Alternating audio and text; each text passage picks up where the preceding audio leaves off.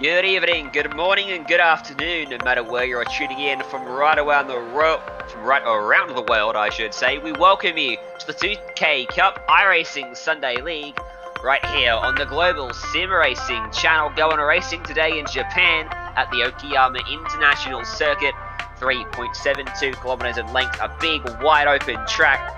A big opportunity for drivers to breathe today after what over the last few weeks has been an incredibly tight couple of racetracks. Should be some great action today, some great substreaming opportunities, and some more big names coming to play later on. Of course, covering both the all-comers and the main event split today, 4 races all up.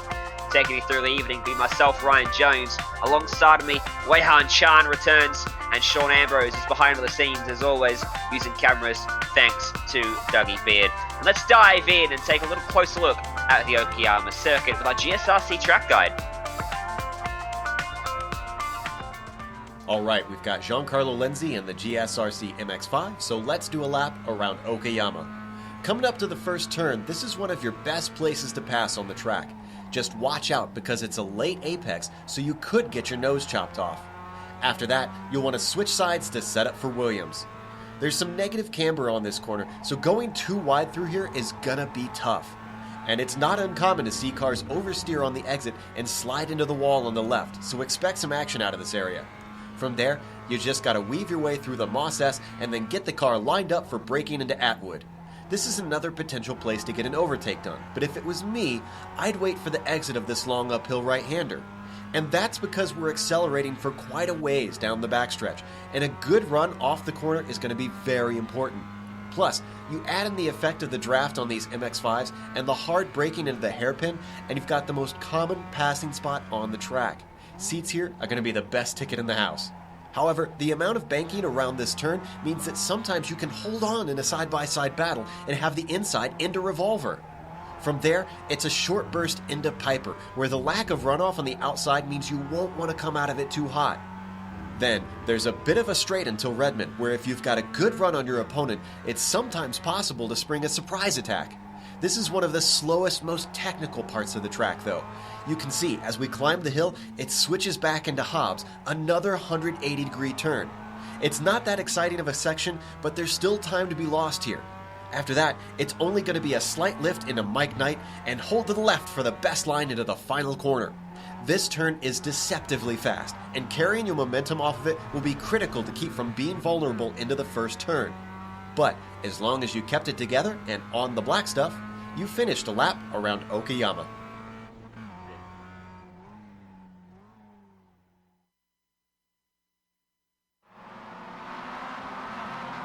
Qualifying currently underway, and our man Wei-Han Chan, what can you tell us about this racetrack? These cars, plenty of slipstreaming chances down the main straight at the back straight.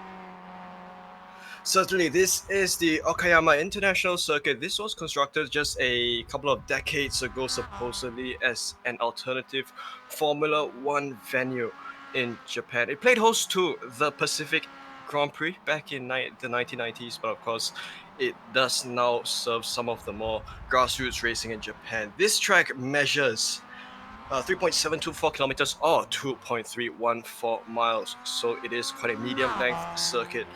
11 corners, and of course, despite the fact that there is a name mountain in the name of this track, it does not in fact have that much of elevation changes. It is quite a flat track, so it is going to be quite an easy place for drivers to kind of ring the MX5s around.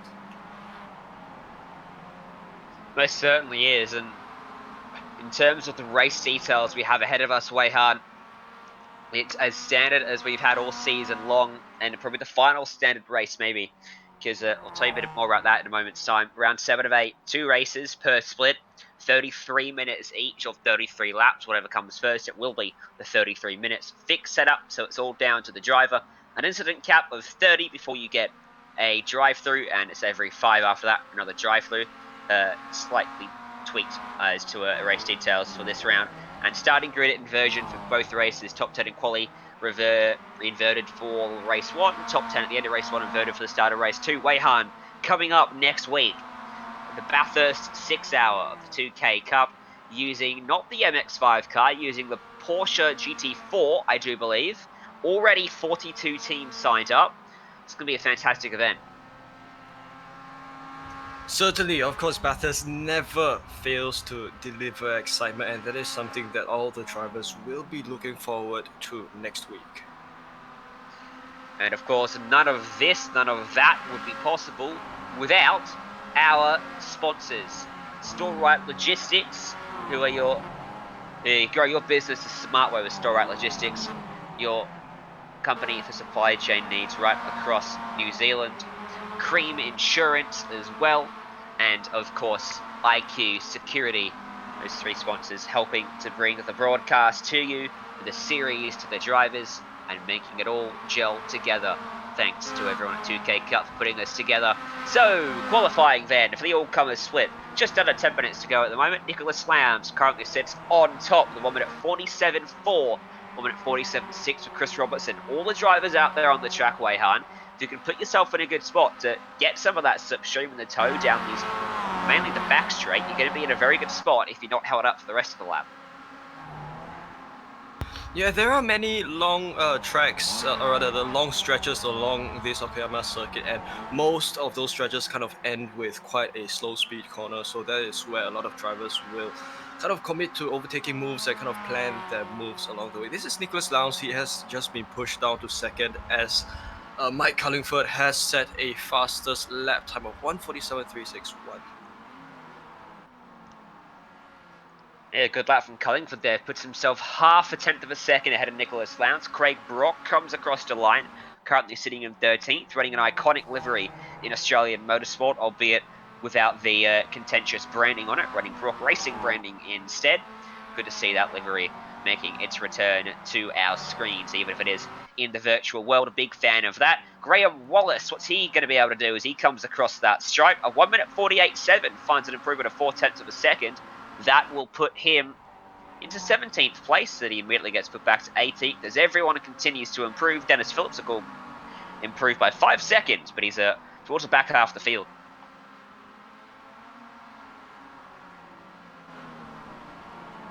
Yeah, of course, we do observe that the lap times are relatively close to each other. Of course, not as close as compared to last week at Scuba. But most of the lap times, at least within the top half of the field, they are within 2 seconds of one another. So the pace of all these drivers, across so many cars, the pace would be very, very, very tight. Let's watch Chris Waters. Let's ride on board with Chris Waters, in fact, as he does a lap of the Okayama circuit. Where is he? He's coming on to the main straight now. So this is timed pretty well, actually. Let's see, as he rides onto the main straight. The exit out of there going to be crucial all night long.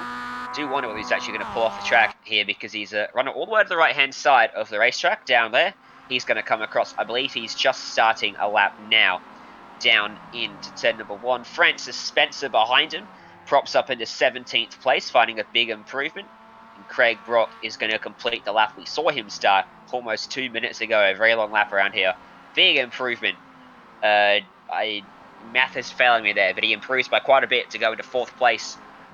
Pretty close at the top for a 1 minute 48 lap time, isn't it, Wayhan? Only a second covering the top 16. Certainly, the gap has, in fact, or rather the space in different lap times, they have, in fact, closed at this point. So drivers are getting ever so close to one another. We do have less than 7 minutes to go till the end of qualifying, so drivers would perhaps have 4 to 5 more laps to make their qualifying laps count.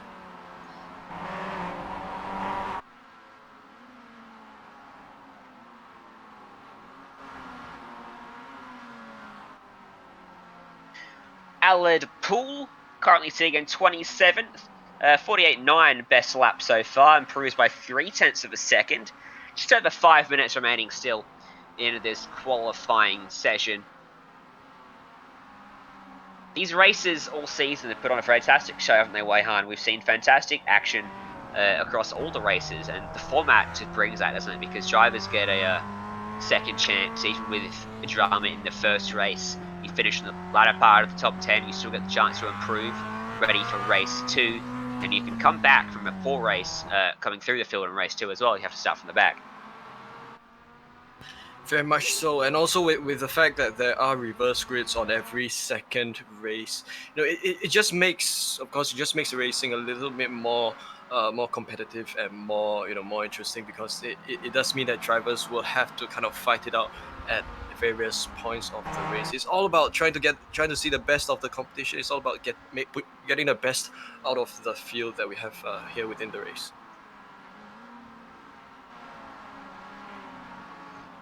Now, of course, don't forget, with this series, this is 2K Cup has been set up by the iRacing League, set up by Mark Mallard and James Watson to bring some racing to the drivers involved in the 2K Cup in real life. It's grown beyond that, involving many drivers from across New Zealand and Australia. Lots of professional drivers have made the jump, and they're running around in the main split later on this evening. Guys like Liam Mawson, Shane Van Gisbergen, and Matthew Payne. But as we look to go back racing in the not too distant future, hopefully soon in New Zealand, here in Australia as well, we hope that this lives on, because it's been a fantastic little event series. We're coming up to its final rounds. I believe final round will be taking place in 2 weeks' time, Wayhan. The Bathurst 6 hour will slot in between this and then. And that will be a great event too, but who knows? Hopefully, some of the guys out there want to keep going racing virtually, because it's a heck of a lot cheaper. And if you have to miss a round of the 2K Cup in real life for whatever reason, maybe you can jump on and do it virtually instead. Maybe you can run it alongside each other each event. Look at the gap. Surely,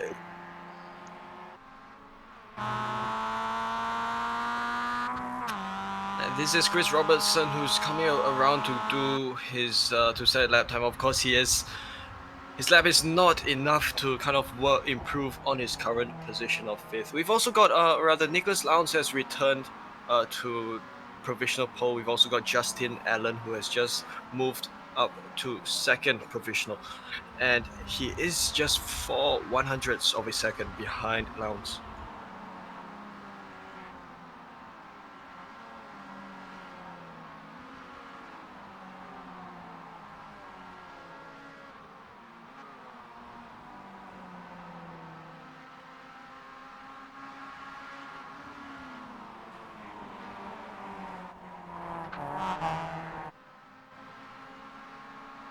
This is Mike Cullingford. He currently sits in 3rd provisionally.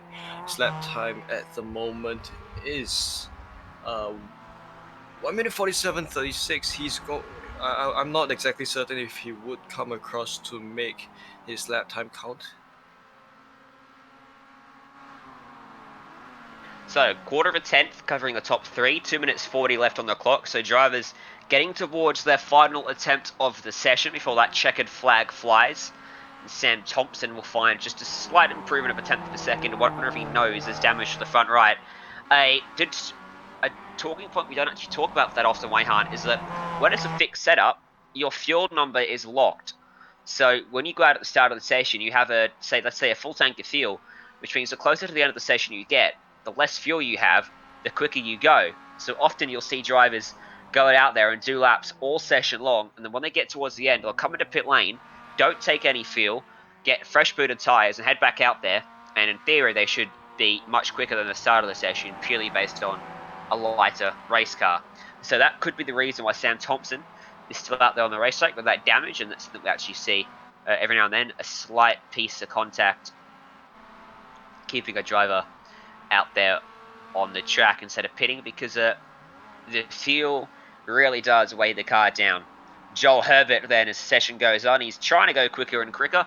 Still back in 33rd at the moment. It's not going to be an improvement for him that time by, though.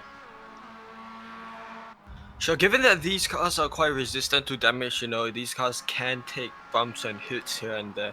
It would make a lot of sense for the drivers to keep running despite having some nicks and necks here and there. This is Mike Cullingford. He does not set a lap time enough to improve on his position, so he still sits in 3rd. Just saw someone go around in the background for the final corner. Something we see quite often, in fact, the final corner here at Okayama is mistakes coming onto the main straight. Murray Brook, just outside the top 20 at the moment, 48.984. The race for 10th place we haven't spoken about much at the moment. It'll be pole position for whoever gets it with the way the inversion works. Currently, it's occupied by Michael Keys, who's down on pit road, so he's not going to be finding another improvement out there on the racetrack. Craig Brock is the man just behind him. He's on the track, a 47.714 for him is his current best, and he's coming around to the final couple corners now. He's going to get another lap in too. Oh no, he's just spun, in fact. So Craig Brock might throw away an opportunity to get himself onto the front row. He toes back to pit lane. It's Paul Greeny on screen. Will stay back in 37th place. So Craig Brock's going to be starting from 11th. Big difference between 11th and 1st. And he's missed out by just 100th of a second. Very fine margin to the back end of the top 10. Chris Robertson is 8th, looking to start from 2nd place, I believe, now, because he's actually just been bumped back to 9th. Clock winds down, and your grid is set then, Wei-Han, and this is how they'll line up. It'll be Gene Rollinson who's stolen pole position away. And the way you see the top 10 on the screen there, invert it, and that's how they're going to be starting. So Gene Rollinson, Tim Dossett on the front row, Elliot Andrew, Matt Jenkins, Conrad Clark and Chris Robertson, Mike Cullingford, Justin Allen, and then your fastest drivers, Peter Hunnable and Nicholas Lowndes, off road number 5.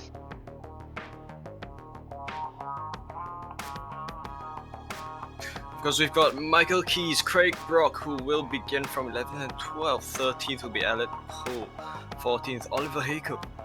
15th and 16th will be Andrew Jackson and Bramble King. Zeal Jones in 17th, Greg Hurst 18th, Sam Thompson in 19th, and Dan Patrick in 20th. Drivers are gridding at this point. They most certainly are. You can cast your eyes to the left-hand side of the screen to see where your favourite drivers are in the field over the course of the event. You can also head to our live timing over at gsrc.droppingthehammer.com/. Yes, that'll do. That'll do. That's your link. Or you can find it in the description of the YouTube broadcast. No, you can't. But anyway, it's in the live chat for the YouTube. Sorry about that.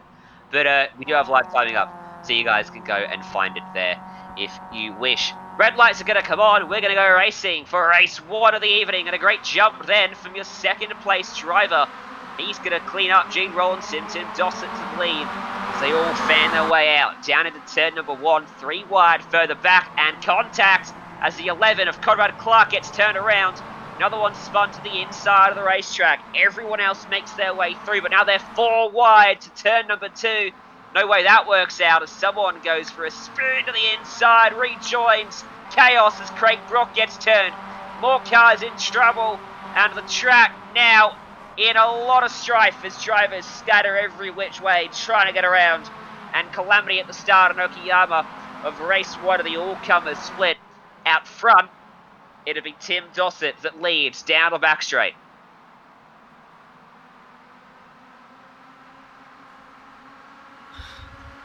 So this is Gene Rollinson thinking of a move alongside Tim Dossett.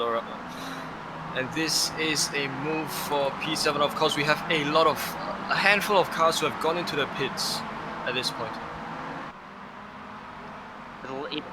For the lead of the race, though, Tim Dossett hasn't managed to get away from Gene Rollinson after getting by him immediately off the start. In fact, Gene Rollinson's got back by him. So Rollinson is absolutely blown back by after a very poor launch off the line. Elliot Andrew occupying the 3rd spot then. Peter Hunnable has come up from 9th to 4th, had a very good opening account. And Matt Jenkins, the final car inside of the top 5.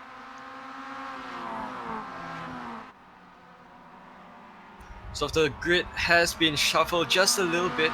Gene Rollinson comes along the start-finish line for the 2nd time this race, and he will emerge the race leader from this point onwards. Of course, he's coming under a lot of pressure from Tim Dossett.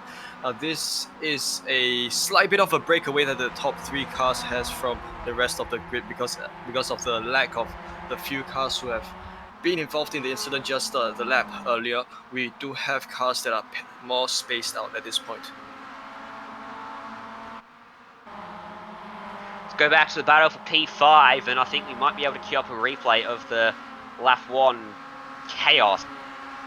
That's Matt Jenkins losing out the position to Oliver Haycoop, who gets by him, puts himself up inside of the top 5. And Jenkins, though, might be able to come back with a tow down this main straight. He definitely got the better of the two cars out of the exit of turn number 4. What a long run it is down towards the 5th corner, the hairpin at the back of the circuit. Does he show the nose? He does. Now, can he go for the lunge? He's too far back, and Haycoop will fend him off.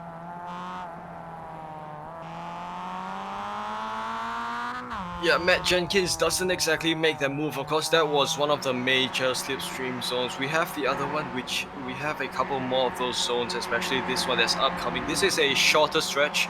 Of course, a little bit slipstream goes a long way for cars like these. Alright, let's take a look at the replay then of the chaos on lap number 1. The 7 incidents that all occurred in the first 2 corners. That was Craig Brock getting turned around, cleaned up his teammate by the looks of it.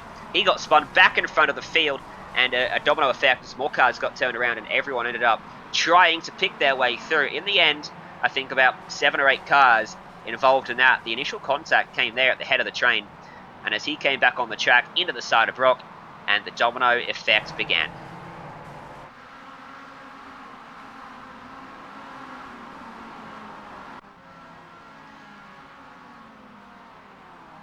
Back live as we look to the front of the field. Rollinson started to pull a gap. He's got a margin of 9/10 of a second over the field, and Elliot Andrew is starting to come to the back of Tim Dossett now. There's just a couple tenths between them, and Andrew is looking to charge here, Wayhan. Yeah, don't forget that the race leader, Gene Rollinson, he is going to come upon a lap traffic at this point, so that might throw a spanner into the works of things. They are making use of slipstream. We do right on board Elliot Andrew. We do see that he is a distance from Tim Dossett at this point. This is the braking zone down to this right hairpin. And they're not close enough for any overtaking moves to work at this point.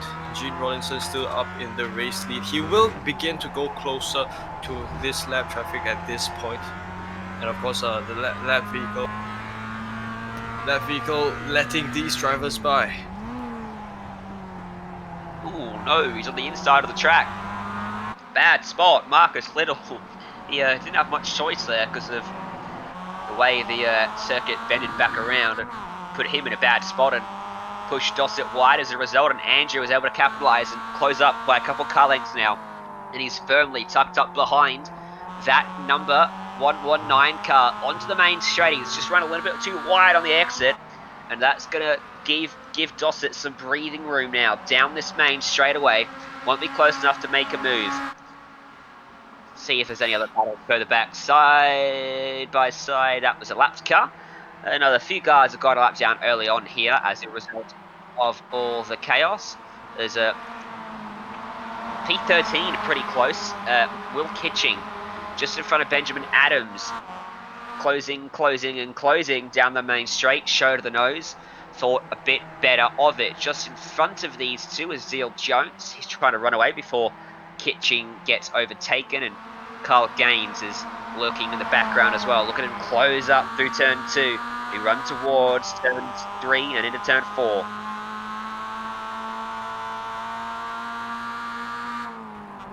Okay, this is Benjamin Adams thinking of a move down this right-hander. Of course, he does get the edge on Will Kitching, and this is going to be a side-by-side drag race at this point. Of course, Benjamin Adams does have the advantage at this point. He cleans off that move, and that is Will Kitching, who's gone to take his slipstream instead. They now come upon the next corner. This is a right-hander hairpin. Oh, this is a dive down the inside by Will Kitching. But does he make this work? Yes, he does kind of make this work, but of course the way this circuit is, this is a left-hander. It reverses the order of things, and you do have Benjamin Adams ahead of Will Kitching. Haycoop's running issue on the track. We'll grab a replay of it because he's now back there in 9th place. Here it is up on your screens. That car looks like it's already slow. So it's been an incident just before this. We'll go back a little bit further into the hairpin. He was struggling to get that turned in. A bit of oversteer on the entry. Wonder if he's just lost it by himself up here through turn 6. That car's a bit loose. Definitely ill handling for him at the moment. Runs wide through 7. And maybe some technical issue for that car because just slowed up down this main straight. So, oh boy, they're 3 wide that other battle. Kitching, Adams, and Carl Gaines down the main straight as pulling off the racetrack there was Heiku. And Carl Gaines gets by both of them on the extreme inside down that main straight away. Benjamin Adams will get back on by Kitching and just shut the door on him as they come out of the corner on board with Gaines. Looking back at these two is still trying to get back by his Kitching, but I think Adams now has finally sealed that move.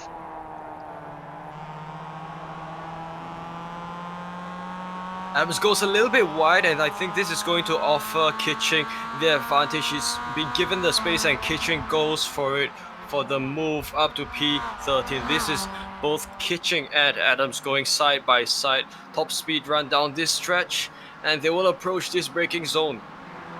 And this is going to be Kitching, who is ahead of Benjamin Adams through the hairpin. The IQ security car of Carl Gaines trying to pull away while that happens, but probably not by as much as he would have wanted. Kitching already pulling a margin on Adams and reeling in Carl Gaines then. So that battle should stay pretty juicy over the next few laps. Pretty close rain for 3rd place on back. Elliot Andrew has got Matt Jenkins, Justin Allen, Neil Gardner, who's a laps car. He's got Justin Allen and Neil Jenkins. Matt Jenkins right up behind him as they navigate by some of the slower traffic. That's Michael Ferguson just in the way in that car, now 3rd in line.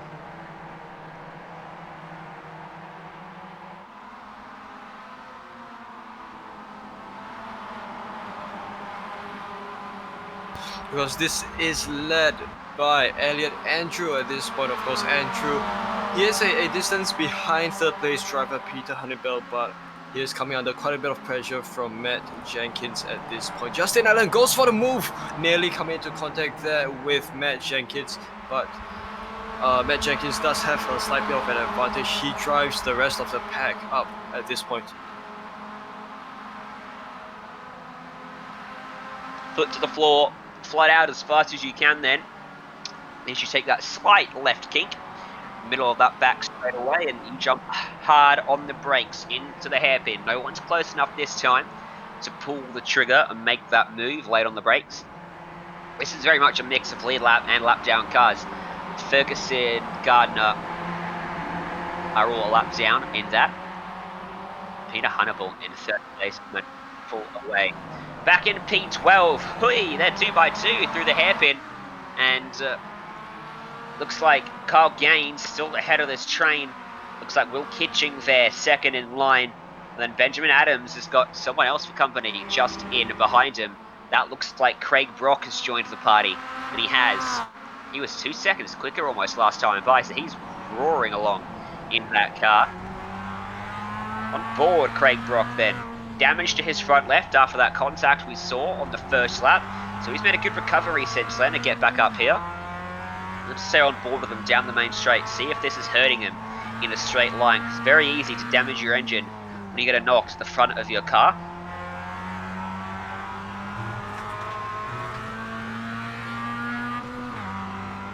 A brilliant 4-way battle pack at this point. Sorry, right. Go on, Wayhan. Yeah, this is a move down turn 1. Of course, each driver, Brock, Adams, and Kitching, think of making a move upon one another into turn 1, but they don't exactly make it so successful. Carl Gaines leads this pack, and I think he is coming under a lot of pressure. Benjamin Adams, or rather, Will Kitching might think of a move at this point. They did try to look alongside the racing line at either side. So this is now Craig Brock. He's gone along the inside. He's made a move up to P14 ahead of Benjamin Adams. He might think of taking another one down from Will Kitching, but they now go side by side through this backstretch, full throttle at this point. Coming under a little bit of bumper contact from Benjamin Adams. So this will mean that Craig Brock will try his best to hold on to P14 as they prepare for the entry into this right hairpin. Late on the brakes from Brock. He just misses the back of Gaines. Bowls a massive wide as a result. Kitching now gets to the outside of Gaines. And they'll run side by side. Just got into his left rear, turned it a fraction too early. That allows Brock back up the inside. This is a fantastic scrap for 12th place on the racetrack. Craig Brock flying through these guys. It was Benjamin Adams that gave him the bump draft down that main straight. Gets into the back of Kitching now then there through turn number 9. Here comes Mark Mallard into the fray in the Cream Insurance sponsored car. And is Benjamin Adams going to retake this position, the 15th position from Mark Mallard? He does have the inside line through these two corners. They don't come into contact. That's very good. Very nearly did. But Mallard cleans off his move and he holds on to P15. Benjamin Adams lost a couple of positions from earlier. He settles for 16th. Fantastic stuff. But let's look up to the battle for 5th place as well, because Matt Jenkins is now coming unresult from Andrew Jackson and Justin Allen. Jackson's just got by Allen up at turn 1 on this lap. Now he's looking to get by Jenkins as well, but watch out, because I think Allen might have a pretty handy double toe down this straight up into the hairpin. See if he's close enough to make a lunge into the braking zone. They brake just before the 100 board on the left-hand side on the catch fencing out there on the entry to the corner. Elliot Andrews just in front of these guys too, and he's struggling for a bit of pace comparative to these three.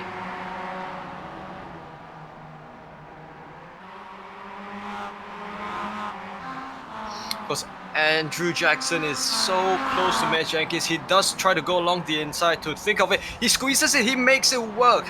Andrew Jackson up to P5. Is he going to be able to hold this off as he comes upon the right one? And he will have this high-speed right-hander that will come up. Is he going to go on the defensive? But Matt Jenkins is not exactly close enough to go for the comeback move. And this is Jackson up to 5th. Jackson making some hard charges, and he's the fastest of this group, and he's showing that as he dices by 2 of them on this lap. And he'll look to chase down Elliot Andrew now. To give you an update, our race leader, Gene Rollinson, has a 2.9 second margin out of the head of the field, looking like he's going to be starting race 2 off 10th position if all goes his way. Tim Dossett's back there in 2nd, as I said, 3 seconds adrift, and he himself has got a pretty handy margin to the next car in line, which is Peter Hannibal in 3rd. He's 5.3 off the race lead, and then behind is Elliot Andrew, Jackson, Jenkins, Allen. That battle pack for 4th place.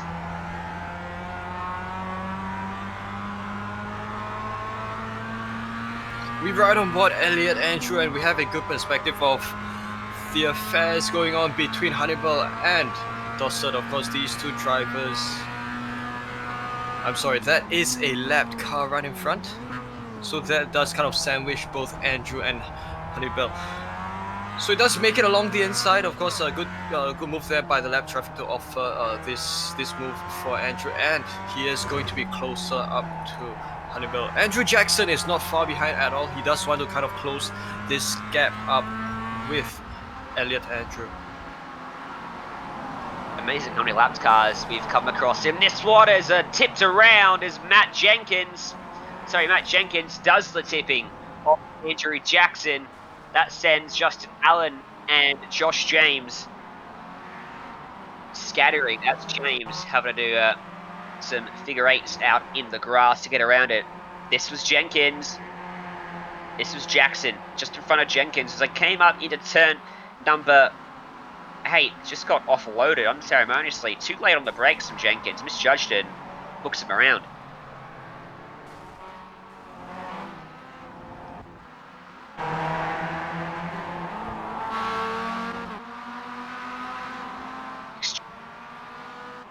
Extremely fortunate not to be collected by anyone else as he was still in a spin cycle, middle of the racetrack there. Up in P3, look at this battle. This is really on now. Peter Hannibal's been passed on this lap by Elliot Andrew. Nathan Anderson and Dennis Phillips are in the midst of this as well, making life very difficult for the lead lap cars as there's going to be contact in a straight line. Can he save it? No, he can't. Elliot Andrew gets offloaded into the fence in a straight line by the lapped car of Dennis Phillips.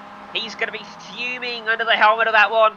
We'll take a look at a replay. He keeps it going. there'll be slight damage to the car. You can see he was on the outside way hard and just got squeezed.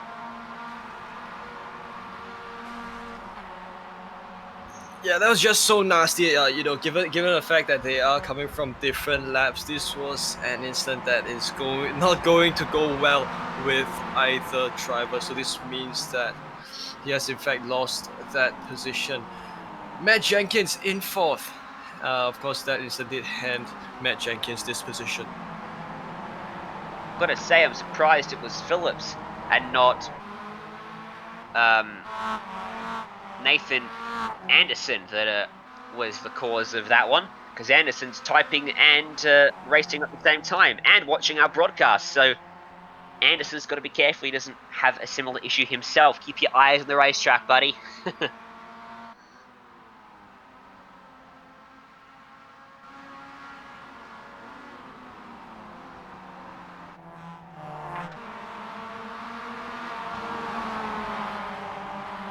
Carl Gaines about to come under all sorts here from Will Kitching, who ranged up onto the back of him on the entry to turn 11. Might have actually cost him a bit on the exit though, because it allowed Gaines to set himself up nicely for that strong exit on to the main straight as we come across 9 laps to go now for these drivers in this timed 33-minute race. Lap times drivers are putting in should take us to 9 more laps after this. Is slightly wide from Gaines. This allows Gaines to be found for Will Kitching. He's going to have to be very careful and smart because Mark Mallard, teammates with Gaines, is right there and he has to jump on the brakes and they end up 3 wide and they're going to crash. Around goes Gaines. Kitching just keeps it off the fence. That was really unfortunate there. Look at the damage that Carl Gaines has now. He got loose off the exit of turn 2 that checked up Will Kitching and then he snapped back the other way and just hooked him in the left rear. Yeah, and that was just enough to end the race of Carl Gaines. Unfortunate for him that he has to end his race this way. But of course, we do have a second race that will come up after the end of this one. And that will kind of equalize the racing experience for all the drivers. Yeah, exactly. Currently looking to sit in pole for that one is Zeal Jones, occupying the coveted 10th spot that everyone should be in.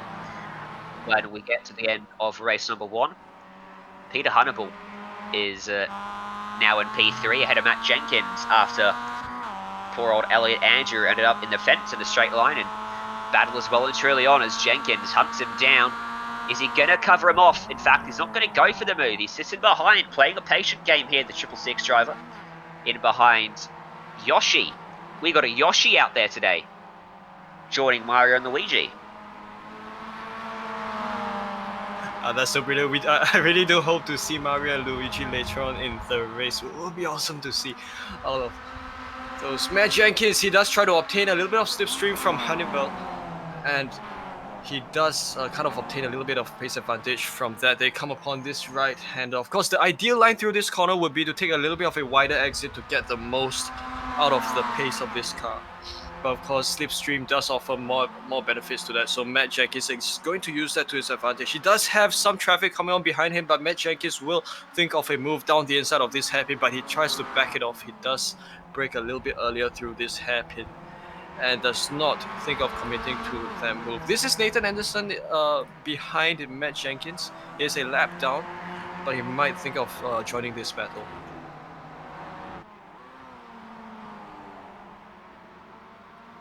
Remember, the top 3 at the end of race 2, not race 1, will book a transfer spot into the main event.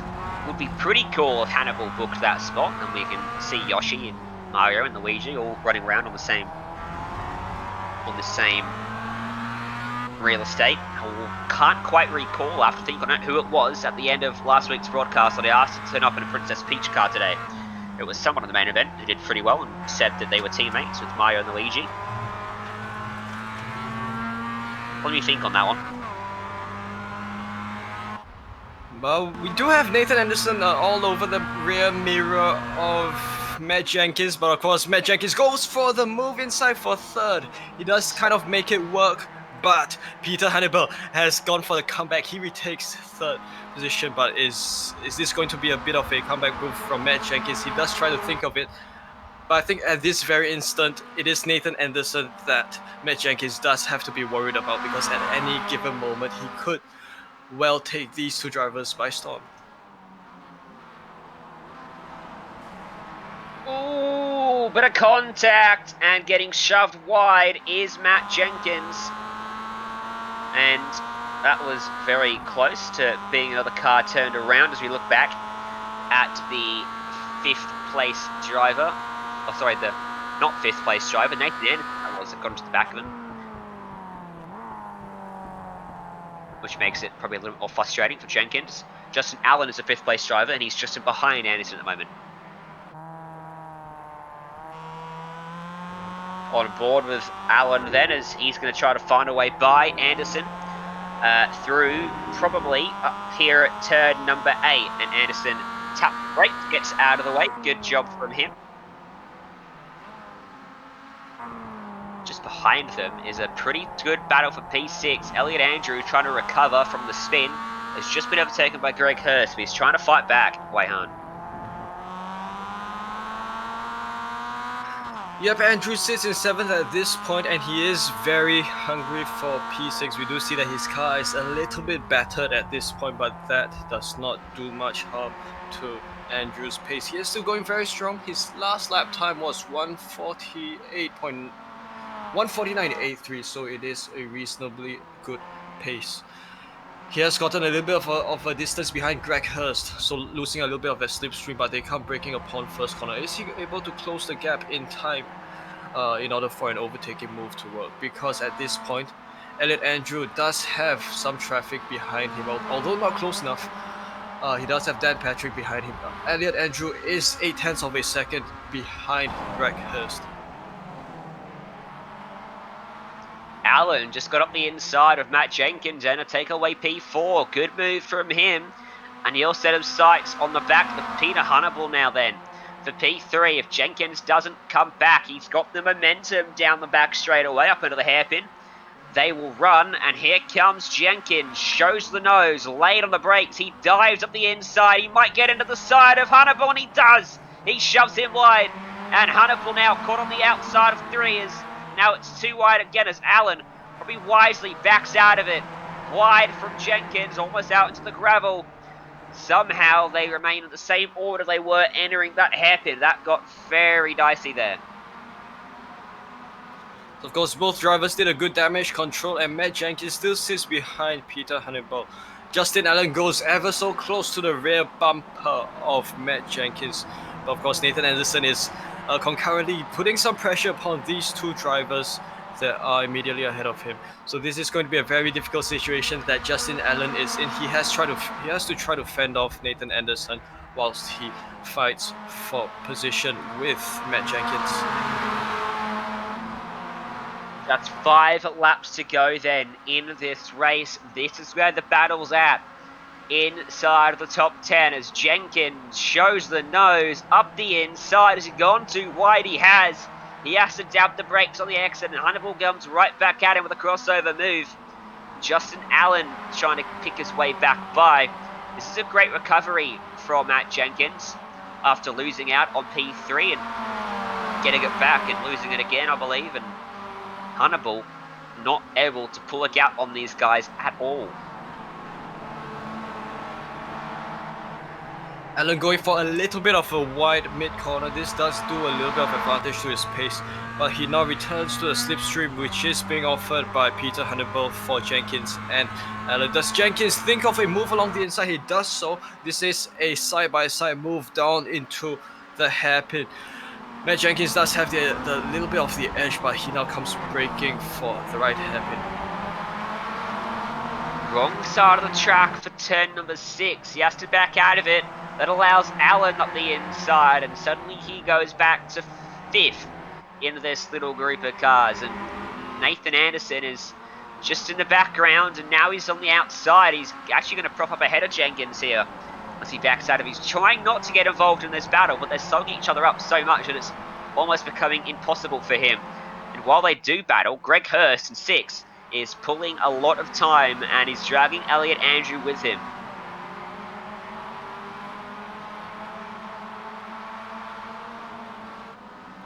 So this is the battle for the final podium position. It is going ever so strong at this point, even though Nathan Anderson is a lap down. He is very much part of the magic of this competition, or rather this immediate battle. Hannibal has Justin Allen looking along the inside.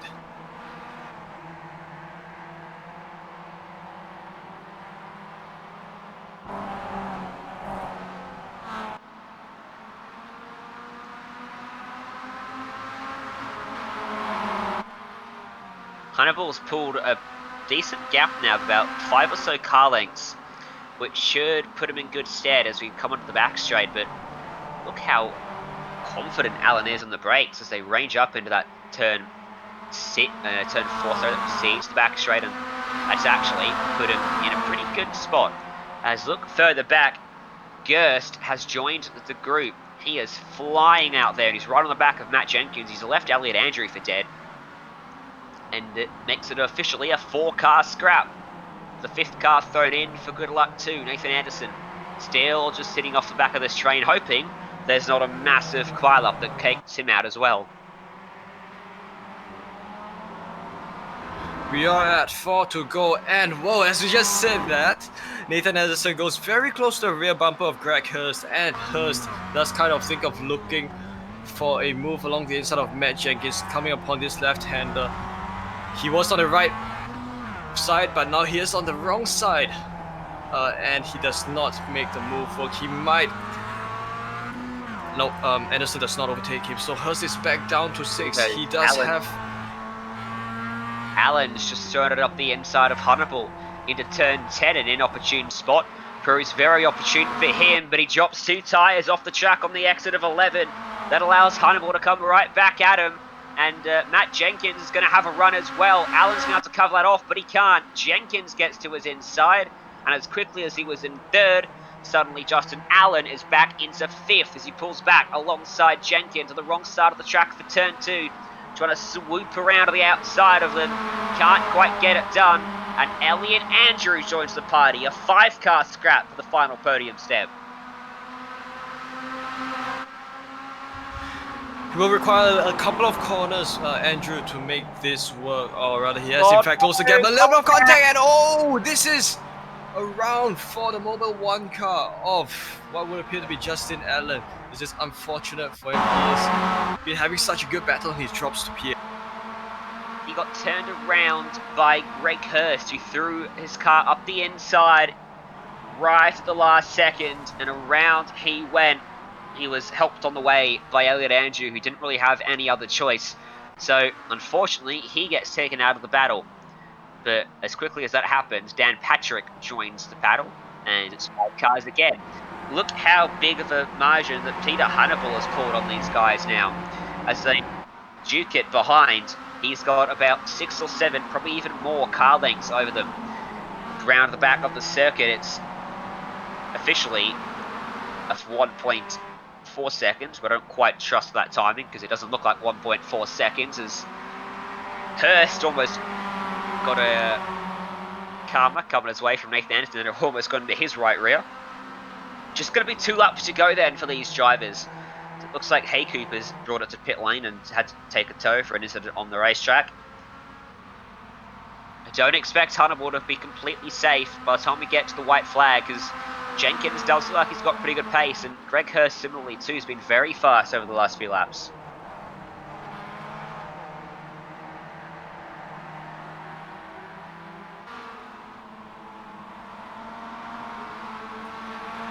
So of course, Hannibal is still leading this battle pack, but at the meantime, it is Matt Jenkins coming under a lot of pressure from what would appear to be Elliot and side by side, you just saw behind was Anderson diving up the inside of Greg Hurst. He's had a front row seat to this battle, but now he's getting cold feet and trying to just find some time as he lets Greg Hurst back by him. Being very respectful as Anderson at the moment, in fact, not getting involved in this battle because he is being held up, but at the same time he's a lap down and there's not really too much he can do as Hannibal is starting to get closed down by Jenkins. That's right on board with Jenkins then, as he hunts down the number 39 car towards the last sector of the racetrack. Hannibal's going to have to defend hard to retain P3 in this one. Jenkins is going to have to attack very hard indeed. He looks to be very comfortable on the brakes. That could be the deciding factor in this little duel. There'll be 1 lap to go and they come across the stripe.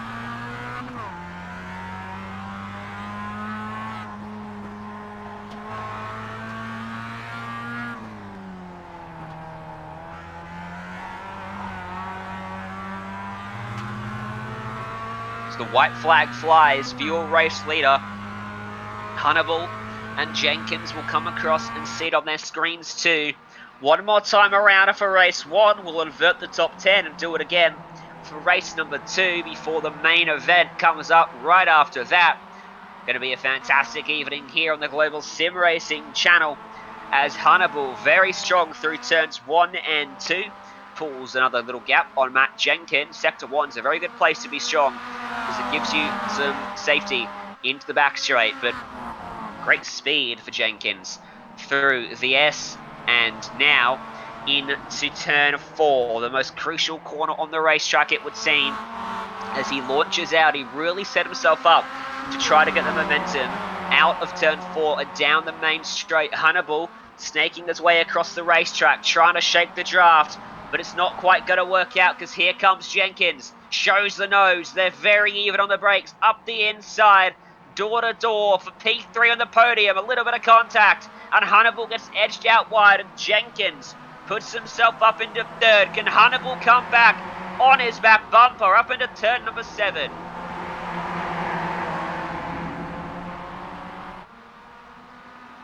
Up front though, your race leader, oh, Hannibal up the inside, takes it back away. They're going to keep scrapping while Gene Rollinson will come down the main straight, unchallenged as he takes out race number 1. Tim Dolan will follow him across in 2nd, as here comes Peter Hannibal and Matt Jenkins, still side by side. Jenkins trying to find a way back up, contact into the right rear of Hannibal. He spins around, loses 2 spots, and here comes Greg Hurst with the momentum. Door to door to the start-finish stripe. Who takes away P3? It's a photo finish. Who got it at the stripe? 6 thousandths of a second. Greg Hurst takes away the 3rd spot.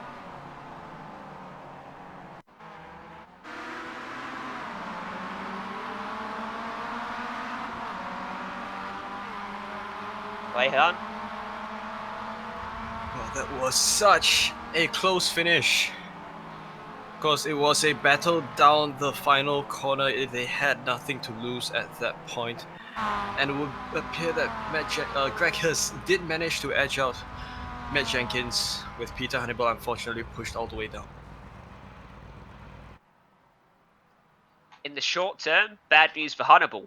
In the long term, he starts close to the front for race 2. He will start from 6th instead of potentially 8th. So maybe a slight silver lining for him.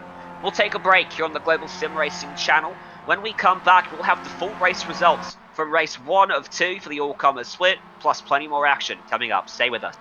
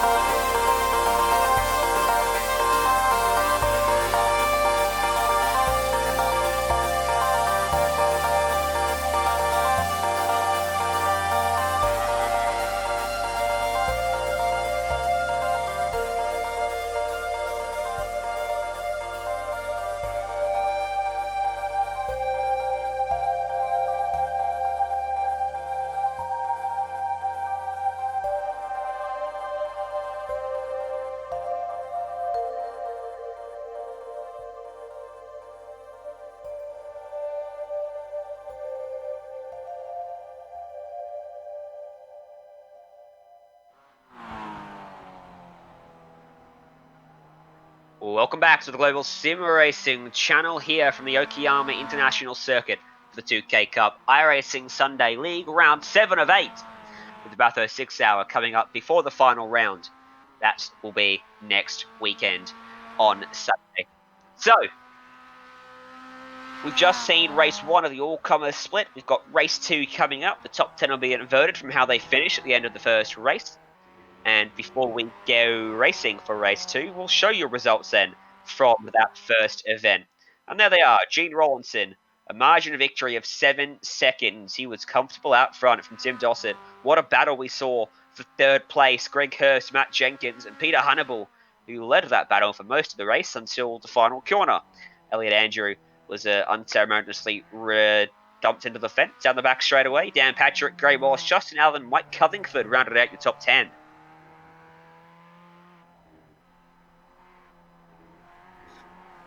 So drivers who have completed the race further down the field in 11th will be Craig Brock and Andrew Jackson in 12th, Zeal Jones and Joel Herbert in 13th and 14th, Benjamin Adams and Mark Mallett 15th and 16th, Paul Greeny and James Parkinson in 17th and 18th. We've also got Sam Thompson and Will Kitching in 19th and 20th.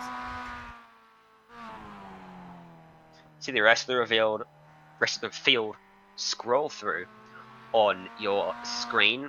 So race 2 is always fun because the people that have the race pace have to start from the back, and they seem to get faster as the race goes on.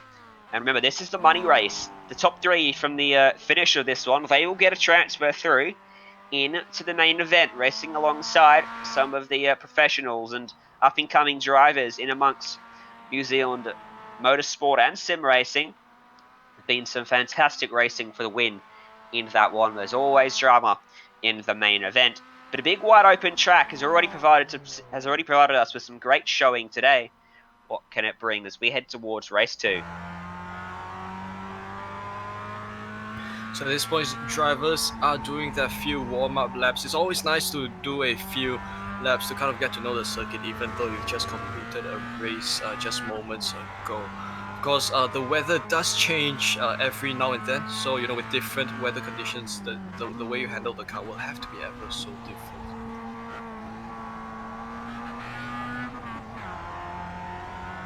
Just over a minute left here in this practice session before we take the red light and the green flag for race 2. It's exactly the same as the first one, a 33-minute race, so it should be around the same laps as race 1, unless the speed is considerably higher or lower, and that lap number will be 19 laps. See, having a bit of trouble there, getting the car turned around the racetrack. That's your number 43 of Dennis Phillips, by the looks of it. Yes, over here at Okayama, you do have, there would always be the few hotspots where it is so easy to kind of initiate incidents that might involve more than one car. Yeah, because of the way this track is, sometimes if you use a little bit too much of the exit curb, it is enough to send your car around. Clock will wind down, wheel wind up, ready for race 2 of the all-comers split. Checkered flag flies on warm-up. Let's get to it.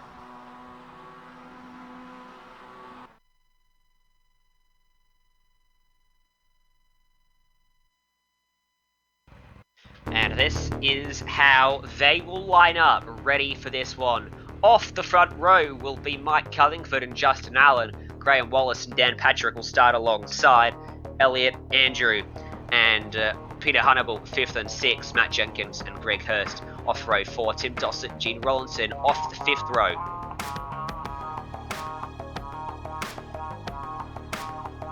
Per the results from the first race, Craig Brock, Andrew Jackson, Zeal Jones, Joel Herbert 11th to 14th, Benjamin Adams, Mark Mallett 15th, 16th, Paul Greeny, James Parkinson, as well as Sam Thompson and Will Kitching 17th to 20th. You can see the rest of the drivers on the left-hand side as the red lights come on though, and we'll get ourselves going A great launch from Justin Allen, just like in race 1. He starts from second again, and he should lead them down into turn 1. Hannibal was caught on the inside of 3 wide down into the corner. There's already trouble as someone gets spun off to the left-hand side. Allen might have missed a trick coming out of the first corner because he was slow, and Elliot Andrew ends up out on the weeds and the gravel. Long trip back onto the racetrack for him. A few drivers haven't been shaken off by those couple of incidents off tracks, and your race leader at this point is Mark Cullingford.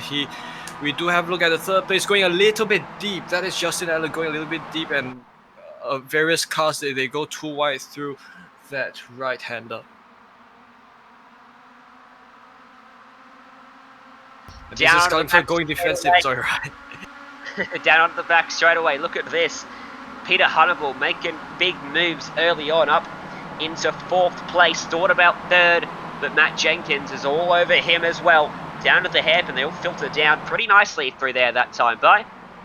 And now towards the last steps they go. Oh, there's contact, and that's 2 cars in the fence and a rollover. That looks like it might be Greg Hurst, who's ended up on his lid on the entry to turn number 7. Look in the background as someone gets chased across the racetrack. And it was Greg Hurst that got turned onto his lid. He's had to tow back to pit lane.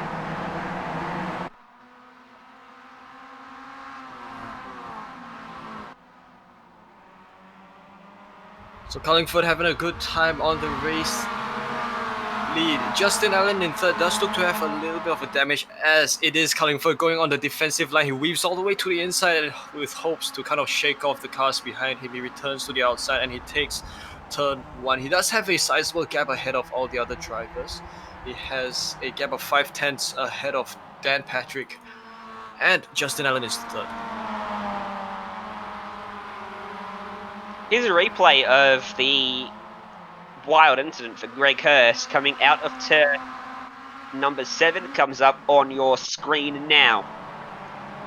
Coming out of the hairpin, then it was coming onto the back straightaway. Then it was side by side with the number 21 machine, and did they go 3 wide? Looks like Justin Allen just in behind him.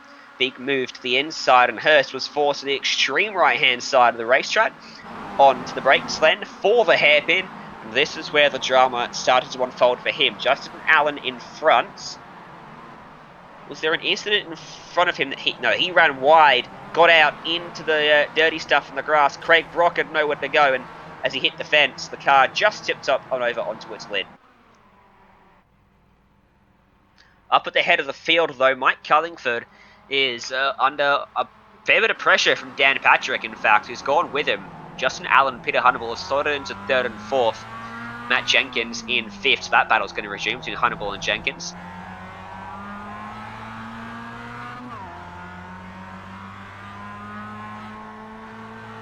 So we'll sit on board Mike Cullingford for just a moment as we have a look at how close Dan Patrick is. This is the battle for the race lead, and Justin Allen is very well tied in 3rd. Going along the defensive goes Cullingford, he goes along the inside. All the cars behind follow him, snakes through.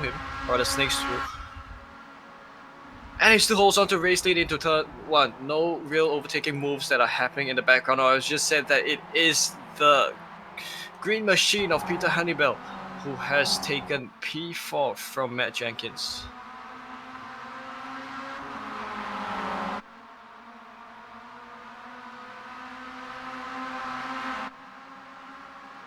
He's going to have to be careful when he got onto the brakes down to the hairpin, because he's got 2 very hungry cars lined up, ready to take away the lead of the race. As probably a bit of a mistake on the exit of the corner for Dan Patrick there. Dropped 2 tyres onto the grass on the right-hand side. Gives the momentum in favour of Allen then, who pulls to his inside, but he just peters out then. And he has to tuck back in line to the racing line as Cullingford, probably needlessly defended there, compromises himself through the hairpin. To have a driver in the pits at the moment, but brilliant defending by Cullingford. He's still able to hold on to his race lead at this point. Dan Patrick under quite a fair bit of pressure from Justin Allen, as well as Peter Hannibal. Of course, these 4 drivers, they have been forming a little bit of a breakaway ahead of the rest of the field, beginning from Andrew Jackson in 5th.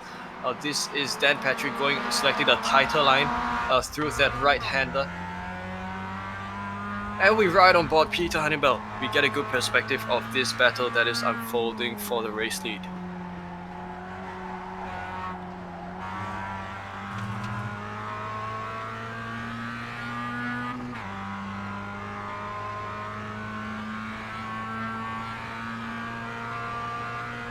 And this is the top speed run down the main stretch and into turn 1. Of course, along the straights, the drivers do draw out further from one another. Mike Cullingford has gotten, this 4-way battle pack, they have a total of just around 2 seconds between one another. Mike Cullingford digging a little bit of a distance.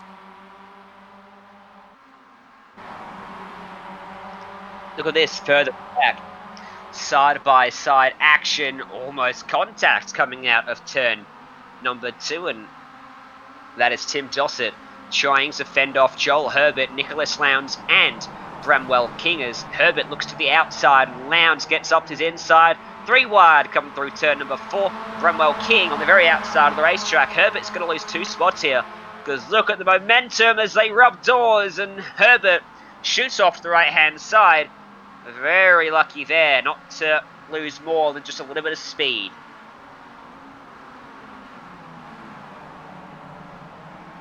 Nicholas Lowndes going at it, but of course behind him is Bramwell King and Joel Herbert. They are nearly trading paint with each other. Bramwell King does kind of have a look at it while Nicholas Lowndes...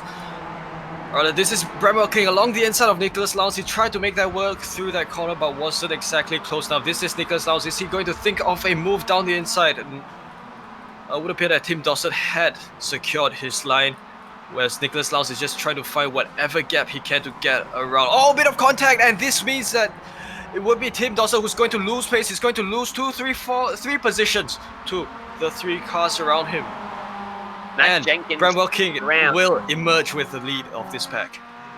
Jenkins turned around right on the apex of a corner in front of over a dozen cars. He gets buried in the pack and Tim Dossett loses a couple for his role as Bramwell King released to the head of the train ahead of Nicholas Lowndes, who throws a big lunge that doesn't quite pay off.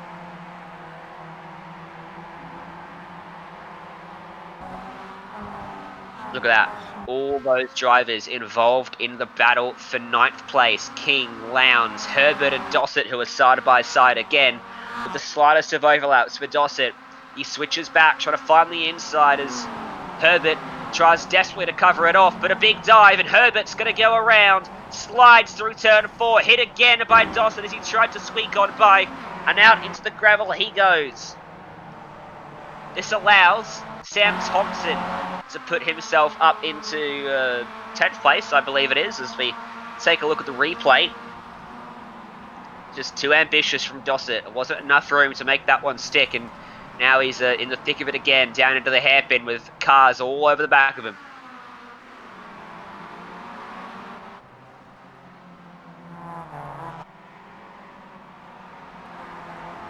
We are 5 laps into the race, and this is Tim Dossett leading a big pack of cars, quite a sizable pack of cars, as it is in front of him. It would be Lowndes as well as Bramwell King.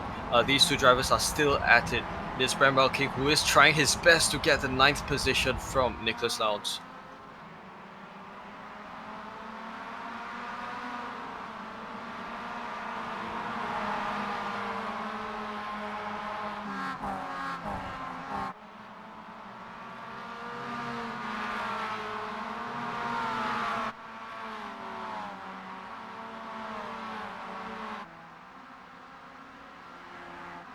Your race leader, Cullingford, has a margin of just half a second over the field.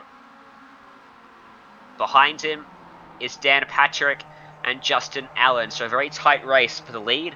They're the 3 drivers looking at advancing through to the main event. Peter Hannibal is just off the back of them too, hoping that someone slips up when he can claw his way up inside those coveted top 3 spots. Gene Rollinson is back there in 5th after taking out the first race.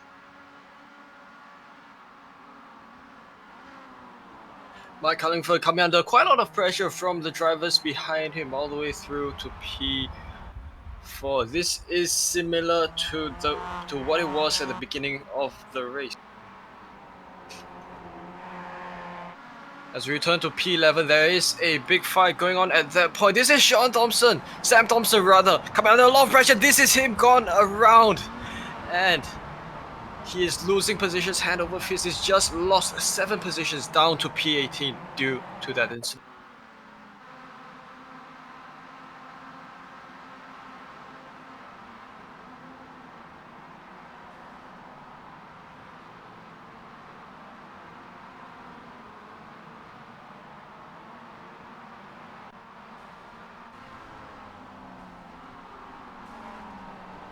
And he's out. He has gotten a heavy damage. He has come tangled with the car of Bramwell King, and this is enough to send him to retirement.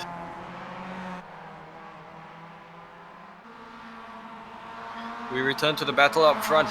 This is Dan Patrick in second. He's under quite a bit of pressure from Justin Allen, who is not far from him at all.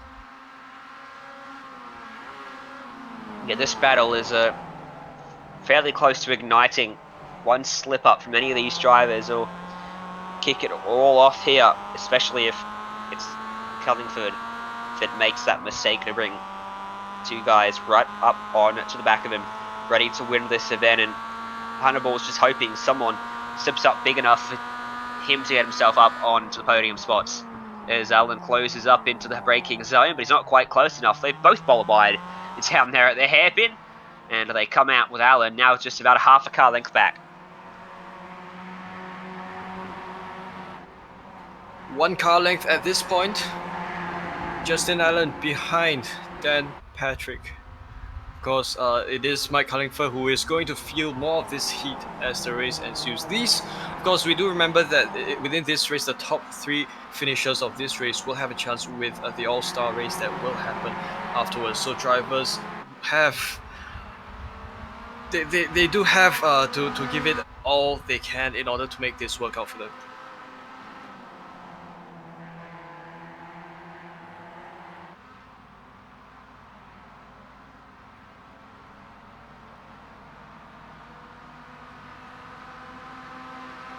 Back here in the battle involving Kitching and Ferguson, it is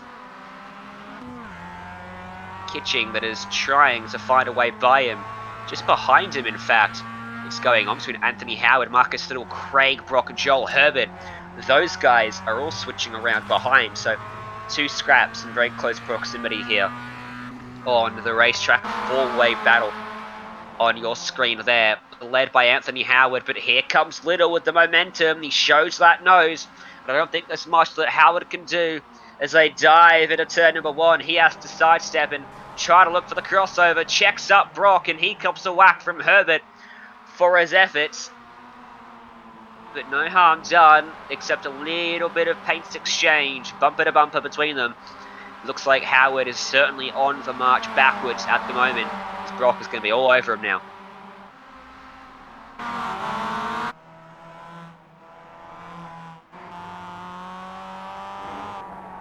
Battle continues at P2 between Dan Patrick and Justin Allen. We are riding on board. We are riding on board the car of Dan Patrick at this point. We have a good perspective of the line and the racing that is provided by Justin Allen at this point. They are 0.4 of a second between each other. They come upon the final few corners of this track, and this is, of course, one of the many overtaking zones here at Okayama Circuit. It does use a bit of the inside curb, does Justin Allen, but of course we'll see if that plays into effect as they come upon the slipstream area here along the main stretch. This is Justin Allen. He does try to have a look along the inside, but does not think of it as he returns to a slipstream of Dan Patrick.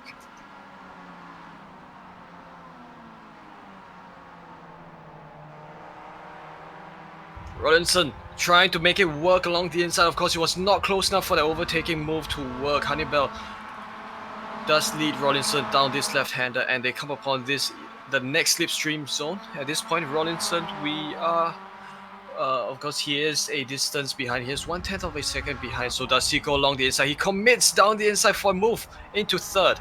But is Hannibal able to go for a comeback? Of course, this corner does offer a wide area for you to go too wide through this corner. This is a side-by-side race down the backstretch. It will be full throttle here until the hairpin that will come ahead of them. He is on the right side of the racetrack. It's a dive into the braking zone. Hannibal will fend him off, but he's gone a bit too deep. He's overcooked it. And that allows Rollinson to come right back at him and take away P number 4. Hannibal just a bit too eager on the brakes there, releasing Rollinson potentially onto the back of the battle between Patrick and Allen. Just a couple seconds up the racetrack. Someone in the background is smoking away with their engine, it looked like. Might have been, and it is Andrew Jackson. So Jackson's popped his engine from 6th place just behind these guys. I dare say that might have happened down at the hairpin, because that thing is not quite completely blown, but it is definitely smoking. Yeah, of course, with these MX5s, these cars are rather prone to engine damage, given the fact that, you know, these cars are not downshift protected. It is very easy to blow your engine if you downshift just a little too quickly. This is the battle for P2 again. It does still ensue along the main stretch. Dan Patrick still has the advantage at this point. Justin Allen still trying to do all he can to kind of make the most of whatever gap that Dan Patrick can open up.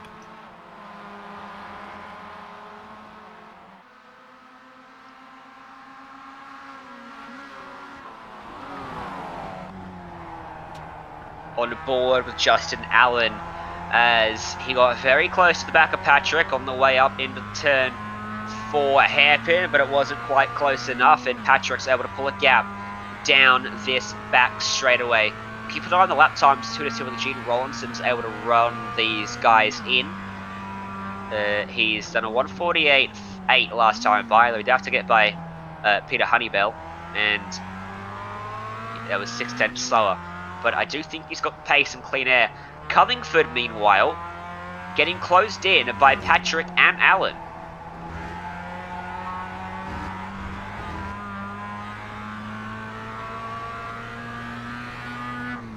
We are at 10 to go, so Cullingford does have 10 laps to try to fend off his race lead. This is Justin Allen. He does go a little bit along the wide side, along the entry there. And is he going to think of a move as they commit down this right-hander? Of course, as he inches ever so closely towards Dan Patrick, it is going to be inevitable that he might think of a move. They come along the main stretch here. This is going to be a slipstream as Dan Patrick goes for the defensive. He goes slightly inwards. But is this going to leave enough room for Justin Allen to kind of dig it along the outside? Or is he going to commit down the inside? No, he does not think of sending up a move down the inside. But as we just said, that he does make good use of the inside curve. And he still sits so close behind Dan Patrick.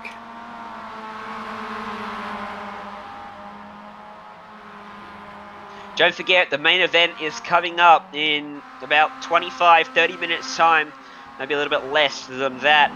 And it'll be the same format as this all-comer split. It'll have drivers like Shane Van Gisbergen, Liam Lawson and Matthew Payne, plus plenty more from various categories and up-and-coming drivers from sim racing and motorsport.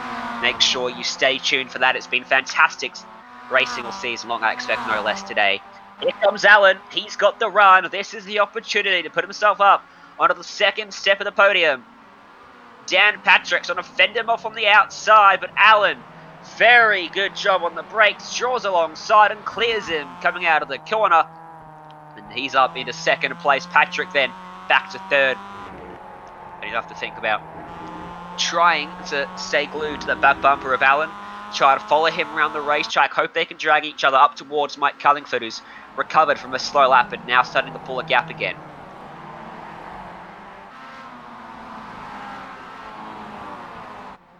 So of course we are at 9 to go, and Allen has taken second place, as you just mentioned, Ryan, and he has already increased the gap to 0.8 of a second.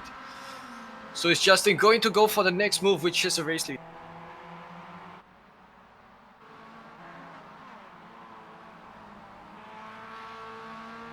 An issue being faced by Dawson at this point.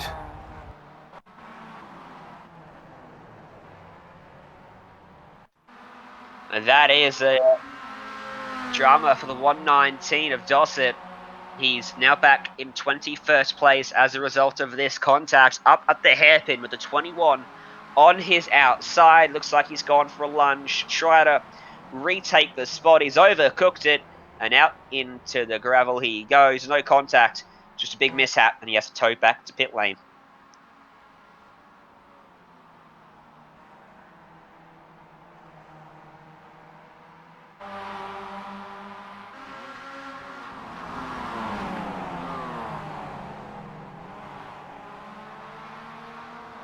That's Benjamin Adams back at it. Sorry, Ryan. Yes, back at it. He does take P6. This is ahead of Nicholas Lowndes, and they are going top speed, slipstreaming one another along the backstretch. Nicholas Lowndes possibly going for a comeback. He does go along the inside, and so does Elliot Andrew. He did have the toe there, and he did try to make it 3 wide. This is them going 2 wide into the hairpin. Nicholas Lowndes retakes the advantage. A little bit of contact between Lowndes and Adams.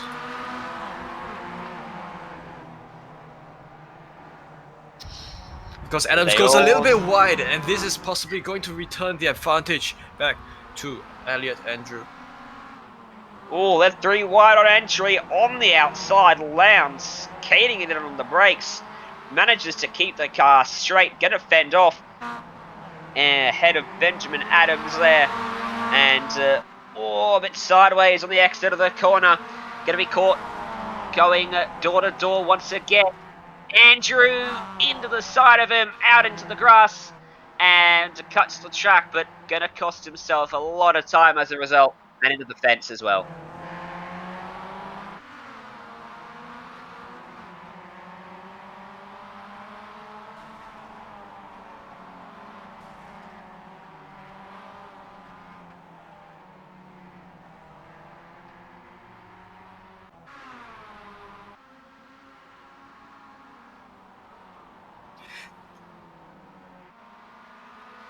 Spells retirement for Elliot Andrew as we return to the battle here at P2. Justin Allen sits there with Dan Patrick not too far behind. This is a little bit of extending into a 3-way battle pack, as we do have Gene Rollinson kind of in the fray. They go hard braking into this right hairpin.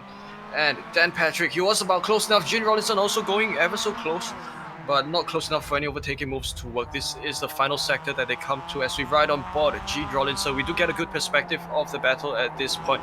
He goes a little bit sideways through the middle of that corner, and he closes his gap by just a fair bit with Dan Patrick as they come upon the final 4 corners. A little bit deep goes Dan Patrick. Is this going to be enough for Gene Rollinson to kind of dig it and make the move? Does not exactly take full advantage of that. He still sits in 4th, but he comes into contact with Dan Patrick bumper to bumper there as he continues being in 4th. He comes upon this high-speed right-hander. Good use of the inside curb there. Of course, you can use quite a bit of the inside curb to get the most advantage through that corner. Good wide exit through the final corner, and it is slipstream time for drivers 1st to 4th.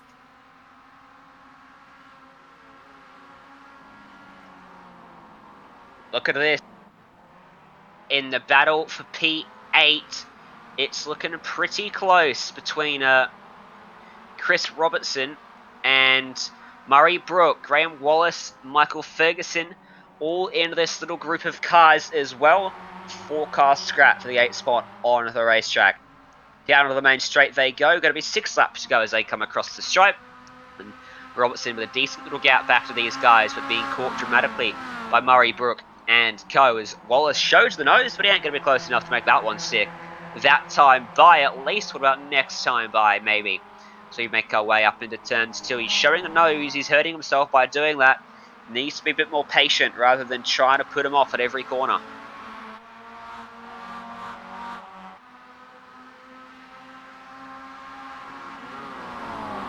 Come upon this right-hander. Of course, this is a corner where the optimal exit line varies. You have a lot of a choice of different lines that you can take through these corners. Of course, when you have one leading car there offering all the drivers slipstream, everyone will fall in line. Robertson leads this pack, and this is the battle for P8. Would Murray Brook think of a move along the outside? Because this is a happy. He's trying to he would try to make it work, of course. The advantage does go to Chris Robertson. And he continues to take his lead through these left-handers. Of course, I think Murray Brook was trying to go for the position advantage. He goes a little bit unstable through the middle of that curb. And this draws Graham Wallace closer to him. Yeah, big slide. He's got up onto the curb, unsettled the car, and he did a good job to hold on to it, but it might cost him an opportunity all the way over at turn 1 because he was looking very ominously close to Robertson, but he's now dropped a few car lengths as a result. 5 laps to go now for these drivers. They're a long way from the lead of the race, but they're battling very hard for their spots inside of the top 10 and getting everything they can to come across the stripe once again.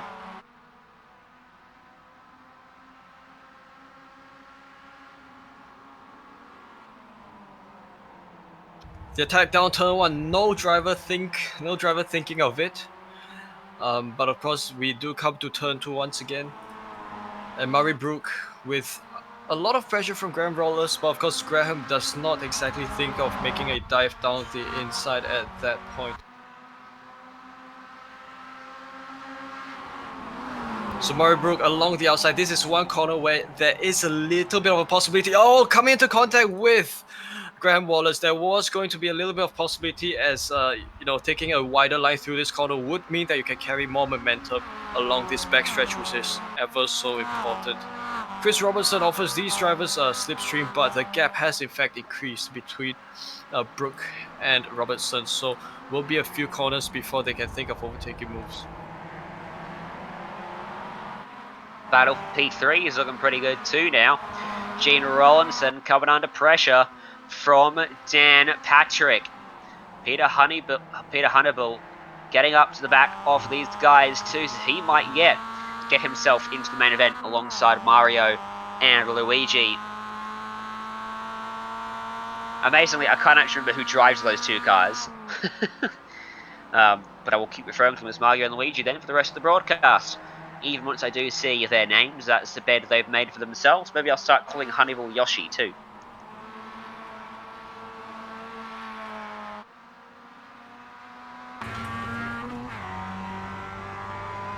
Ah, he hasn't got the terrifying helmet that the Luigi car had. When you go on board and you look in the rearview mirror and your dreams are suddenly haunted by that face.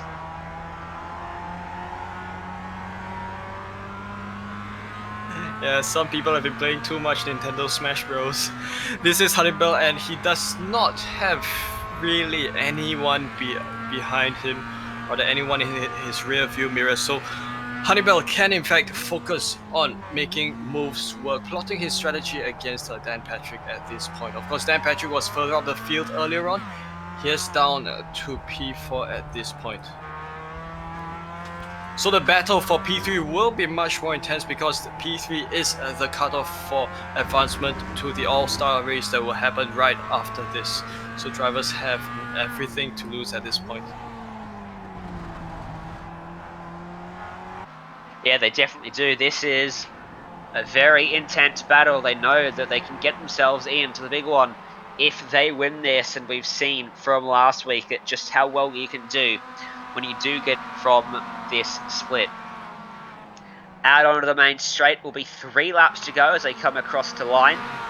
Laps winding down for these drivers. Fastest of the ball this lap, I think, might be Peter Honeyball as they come across the stripe. We'll take a look at the lap times. There's a 49.1 for him, a 49.2 for Patrick, and a 48.9 for Rollinson. So he actually pulled a margin. 49.5 for Allen, so he's coming under pressure too at second place.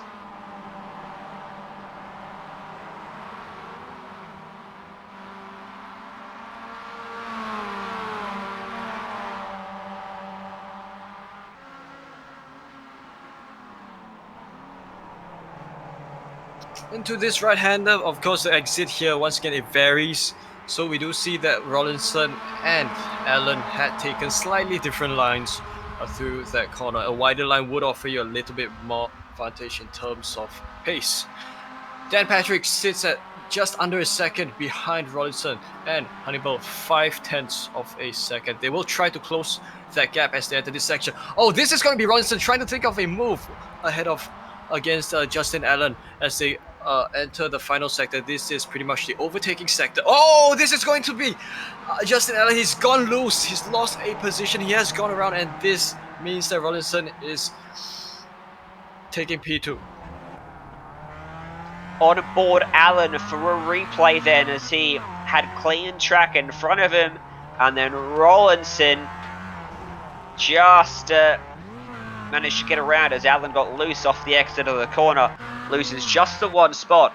But now he's in third, and Patrick is all over him with Honeyball back there too, so might be in danger of missing out on a free spot in the main event now. 2 laps to go for these drivers right down to the business end for the event here in Okayama for the 2K Cup iRacing Sunday League on the Global Sim Racing Channel. Here comes Patrick. He shows the nose. He draws alongside. He's late on the brakes, but he might be too late because Allen switches back. Here comes Honeyball trying to capitalise. Patrick now on the inside of the racetrack. Fortunate for him, there's contact and Yoshi gets edged out.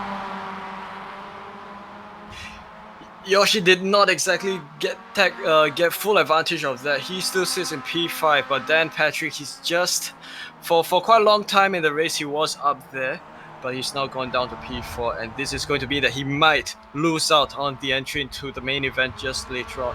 Hannibal going to make use of slipstream as they are along the middle of the track at this point. Hannibal along the slipstream of Dan Patrick, who is already quite a distance behind Justin Allen. Riding on board, as you say, and now we take a look at how it looks from above, because those 3 cars are right on the edge of the performance at the moment. Allen's done very well on this lap to pull a bit of a margin. A mistake for Patrick. He slides through the grass, and that gives up P4 to Honeyball very easily. Got loose just like Allen did a lap ago off the exit of turn 6, and Patrick loses a lot of time as a result of that. Battle for P9 on the racetrack as well. This is Murray Brook all over the back of Ferguson and Wallace, who've just got by him on this lap. So it's not been a good tour of the circuit for him. Wallace and Ferguson have dropped him outside of the top 10.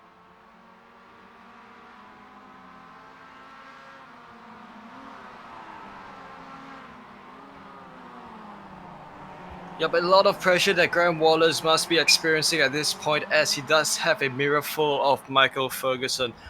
Likewise, Murray Brook, he is in 11th at this point. He does want to try to make a move through this corner.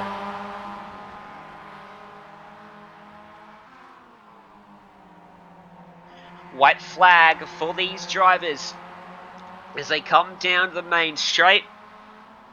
The final lap of the evening for most of these guys and girls in the all-comer split. 3 will book a spot into the main event, and they get to do it 2 more times. Cullingford has a lead of 3.7 seconds. He is very comfortable out at the head of the field. Gene Rollinson's come through from 10th after winning race 1 to occupy 2nd spot. Justin Allen behind, hoping that he doesn't make a mistake, and Honeyball gets close enough to make a lunge. That's the battle for the final transfer spot. Allen in 3rd at the moment, and he should be pretty comfortable now. Dan Patrick, the last car in the top 5, just at the back of your shot there. So, coming through the last couple of corners, Mike Cullingford. What a great drive from him. Started 7th in race 1. Finished in 10th after being in the thick of the action. But in race 2, he started on pole, and he did not let the opportunity slip thanks to the reverse grid. He is going to take out race 2 of the all-comers split, and we'll see him in the main event here in the 2K Cup iRacing Sunday League. Your race winner from Okayama. Behind will be Rollinson and Allen, the last car to advance.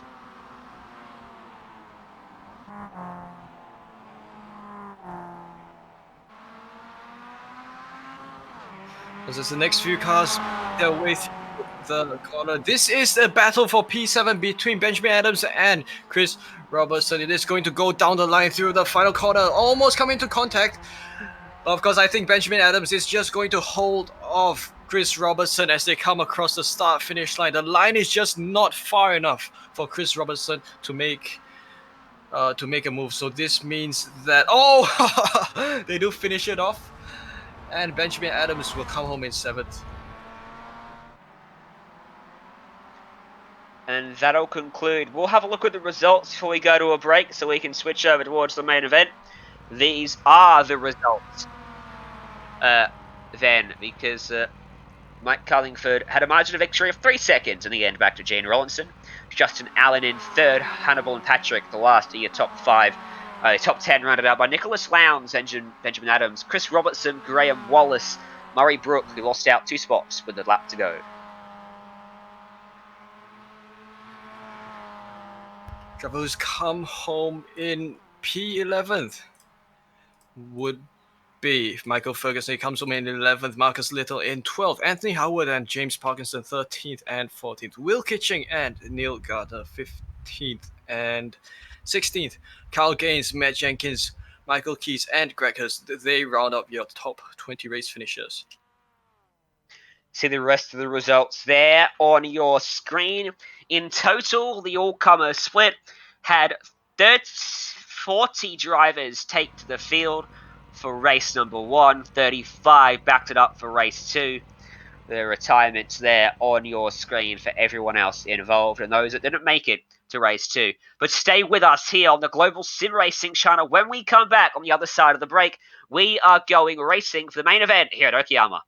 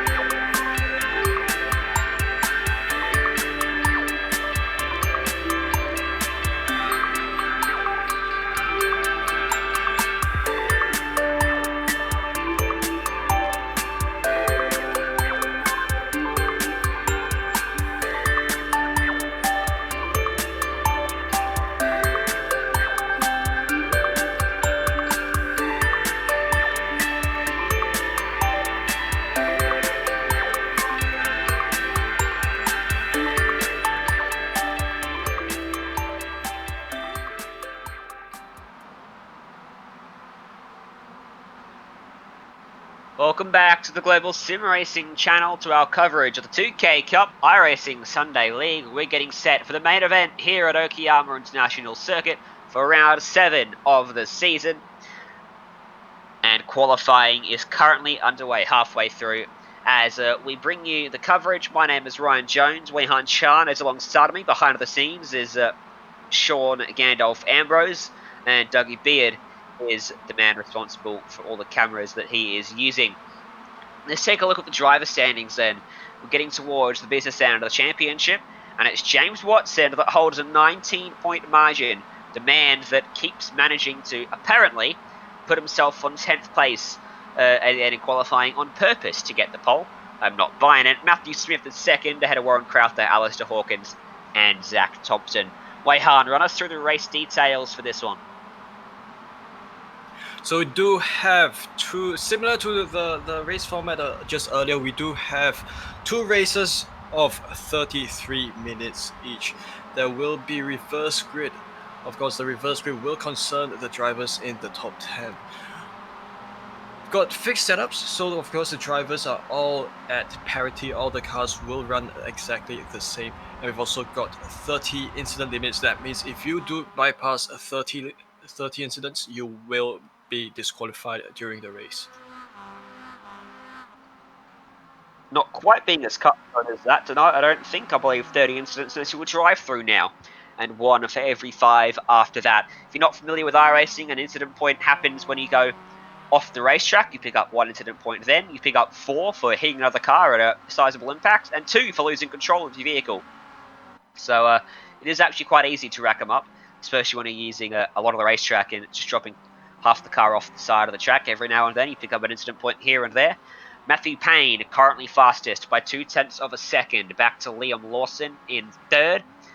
These two have been racing each other quite a lot over the recent times, not only in this series, but in Friday night as well. A brand new series being put together for charity. It's being broadcasted by us here on the Global SimRacing Channel, Racing Local, which is helping out local businesses right across New Zealand with a full field of professional drivers, including Payne and Lawson, and that was a fantastic show.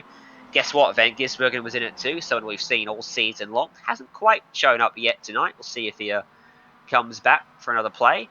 Peter Vujanovic in the middle of those two with a 46.3.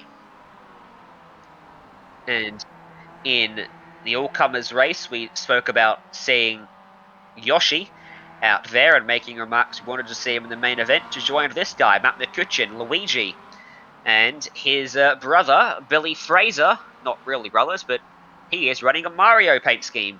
Unfortunately, we don't have Yoshi in the field. He didn't manage to book a top 3 spot and get the advancement.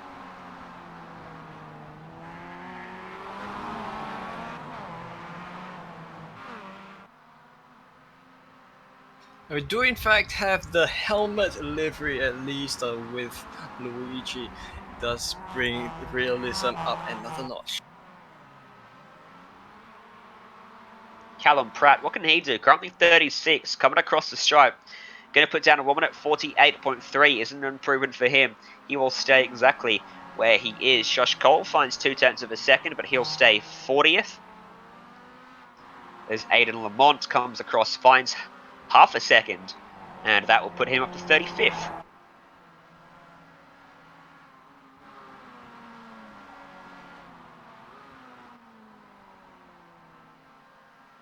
So of course, if we do have a look at the qualifying lap times, first through to 20th, they are within a second of one another. So yes, it is in fact that these drivers, that pace are very, very close to one another. Matthew Payne, his lap time is 1 minute 46.1, which of course means that we will be looking at 1 minute 46 lap times throughout the field.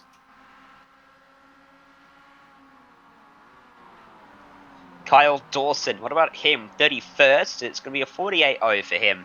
There's just 3 minutes left in qualifying here before we go racing for race number 1. Remember, if you qualify 10th, you score yourself the pole with the inversion of the starting grid for that first event. Matt Stevens currently holding that spot. There's Simon Evans, a new face to the series. He's got some real-world experience behind him, probably a bit of an understatement. He's running around in the Jaguar I-Pace E-Trophy, a support series for the Formula E category, which his brother Mitch Evans runs in.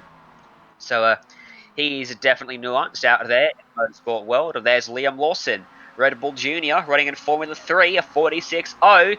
That is going to put him up to the top by 0.02 of a second. He eclipses Matthew Payne.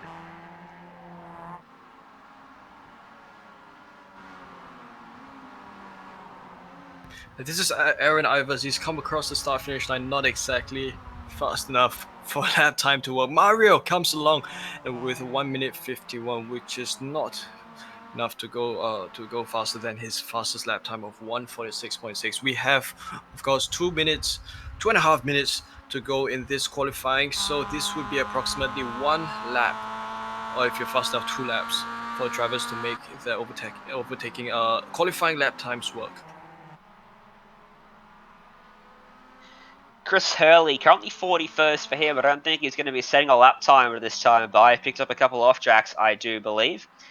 Kieran Rollinson goes for a wild ride out of the final corner with big contact with the concrete on the right-hand side as McCutcheon and Toa both decide to abandon their efforts. Alistair Hawkins, 21st at the moment, with a 46.921, which is not that far off the pace of 10th if he can find just 0.4 of a second here. He's in the toe of McCutcheon down this main straight. That might give him just a little bit of an advantage. Just a 47.0 for him, so no improvement.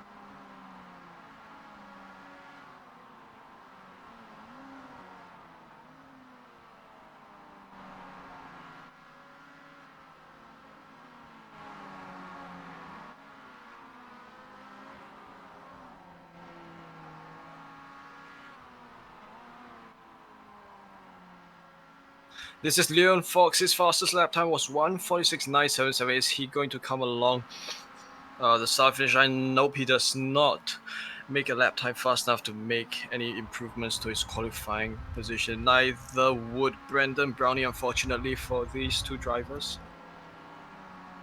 And this is Wayne Losh, among the faster drivers that we have observed in the past. 1:47.058. This is about a 10th slower than his fastest lap time.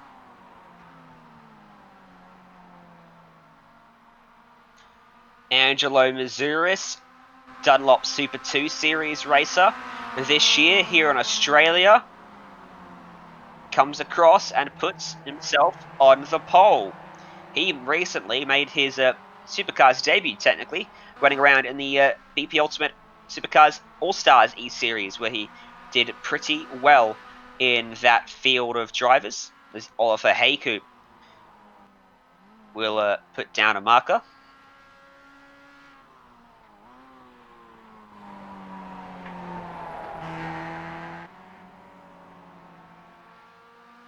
Checkered flag going to be waved at this point, so drivers will, as they come across the start finish line, this is where they'll end their qualifying lap.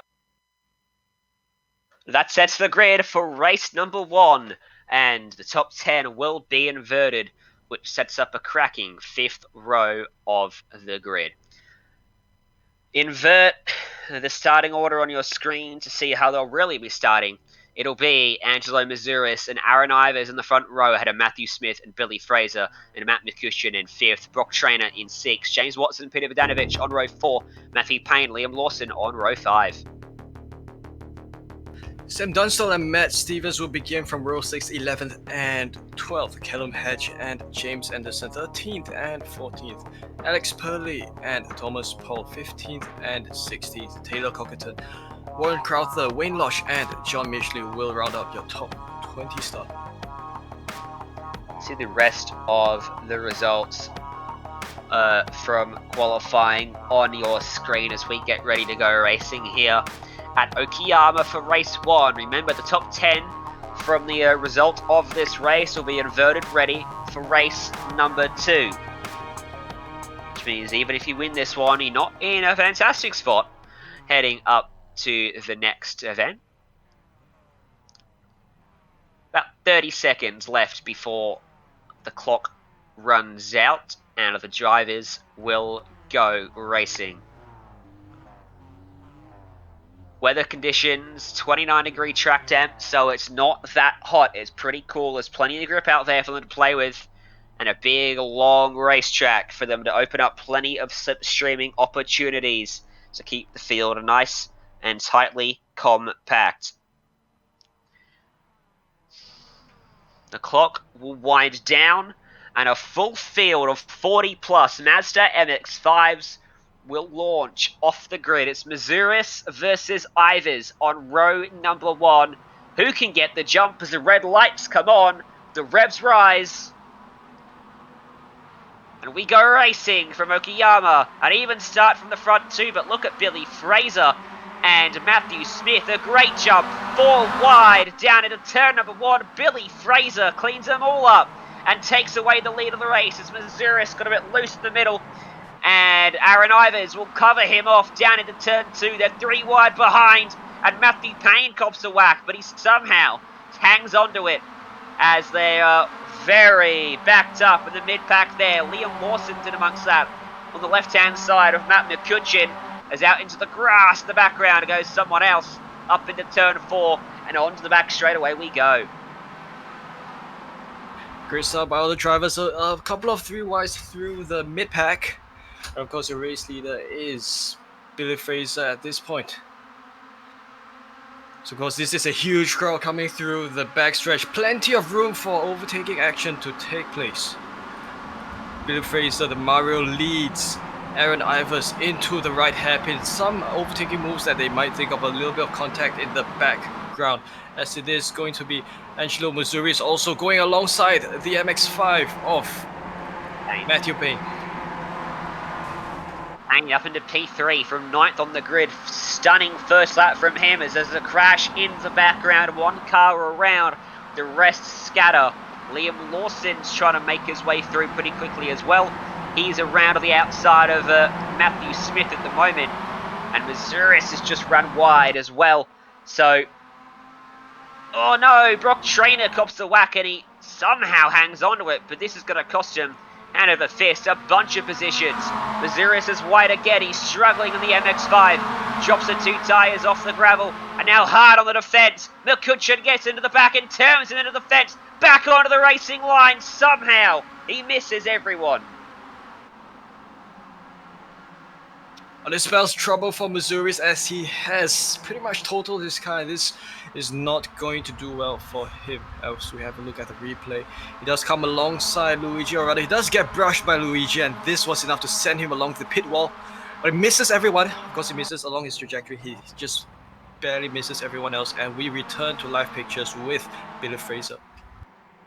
Matthew Payne has just launched up the inside of Ivers to take away 2nd place. He's going to do it quickly because Liam Lawson is hunting them down. He's up into 4th place with clean track in front of him now. Billy Fraser going to have to defend hard to try and fend off and retain the lead of the race, as that is the onboard shot from the Red Bull Junior Program driver as he heads it up and into the hairpin and sets himself up for the final sector. There's a great battle going on for 6th place as well between McCutcheon and Vidanovic, Callum Hedge and James Watson. A lot of drivers. Oh, look at the lead of the race. Matthew Payne just got to the inside of Billy Fraser right as we cut away. And at turn number 7, he makes it work, and in fact make that turn 9. And Fraser will just about fend off Ivers with the charge for Payne. Unstoppable from 10th to 1st in the space of just 2 laps.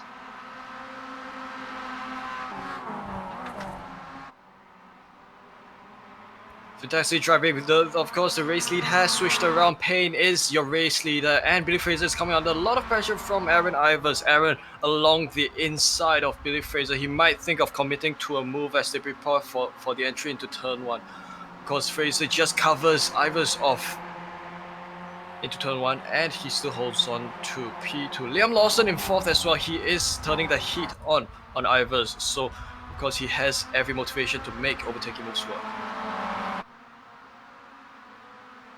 Payne hasn't pulled much of a gap through the first couple corners, and really Fraser's still right there with him. The first 4 cars all tucked up under each other's draft as Ivers almost gives a shot to the back of Fraser. Heading through turn 4, checked him up, and that allowed Lawson around his outside, and he has the slipstream with the 2 cars in front of him on the long run down to the hairpin. Suddenly, Fraser and Payne move over, give a bit of toe to Ivers.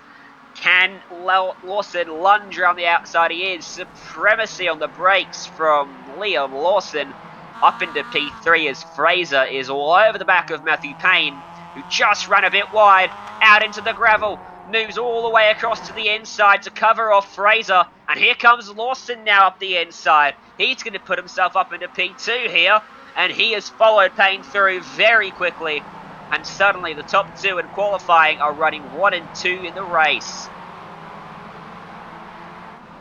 And that is Aaron Ivers in 4th. He is along the outside of Billy Fraser in a disadvantageous position. He does cop up a lot of that grass, and it is going to push him a little bit further back as he now sits behind Billy Fraser.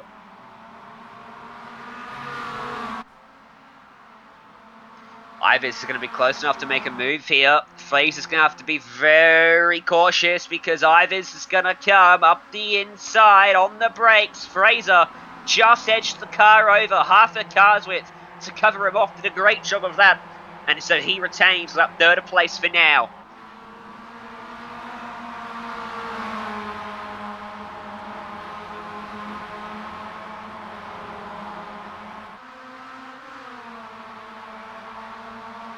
Look at that train of cars, 10 strong, up towards turn 4. The battle for 6, probably the battle for 1st, really, because they're not that far off the top 4 drivers. This is a fantastic scrap already. Here comes Lawson, though, way behind, up to the inside, up into the hairpin. Is he going to think of it along the inside of the hairpin? He has the position advantage, and he cleans off that move. He becomes your new race leader here at this point. But will Matthew Payne kind of go for the comeback? Lawson along the outside was a little bit unstable due to using that runoff over there. He might go a little bit deep along the exit of this corner, but so far he's been able to hold off his new gained race lead. Matthew Payne trying to now find whatever gap he's able to find out of Liam Lawson.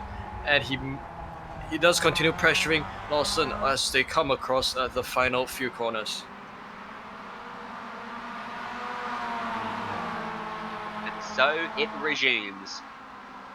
The battle at the top between Lawson and Payne. Every single race we see this in the main event. And a slowdown it looks like for Matthew Payne. He has to dive on the brakes and clear it. And that gives a big free kick to Lawson. Payne will slot back in line in 5th place, just behind Watson, ahead of Smith. Yeah, that's going to push your former race leader all the way down a few positions. Liam Lawson, he's got a little bit of a gap ahead of Billy Fraser. This is a gap of 0.8 of a second, so he will try to use this to his advantage. Billy Fraser in 2nd, he is under a lot of pressure from Aaron Ivers. Ivers might think of a move as they come upon this stretch here. Going on slipstream does Aaron, and as well as James Watson, who also has Matthew Payne behind him.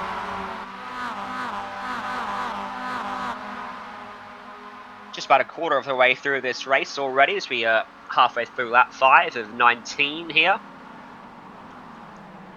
And Payne had to cover off from Matthew Smith as Watson went too deep in front of him, and Payne almost had an opportunity to get back by him, but Watson was just able to cover him off as he rejoined the normal racing lineup through turn 7 we go. About 5 car lengths off of 3rd place is Watson at the moment.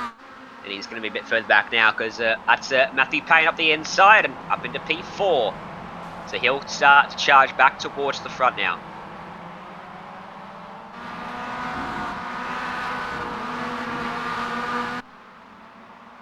So Payne goes for the charge back to the race lead. Of course, he has a lot of pace. Of course, being on top of his car all race long. He is under a lot of pressure from James Watson, who is in 5th. Also Matthew Smith. Of course, this is a train of cars as they come upon the final corner. There is no breakaway at this point as opposed to what we saw a couple of races earlier on.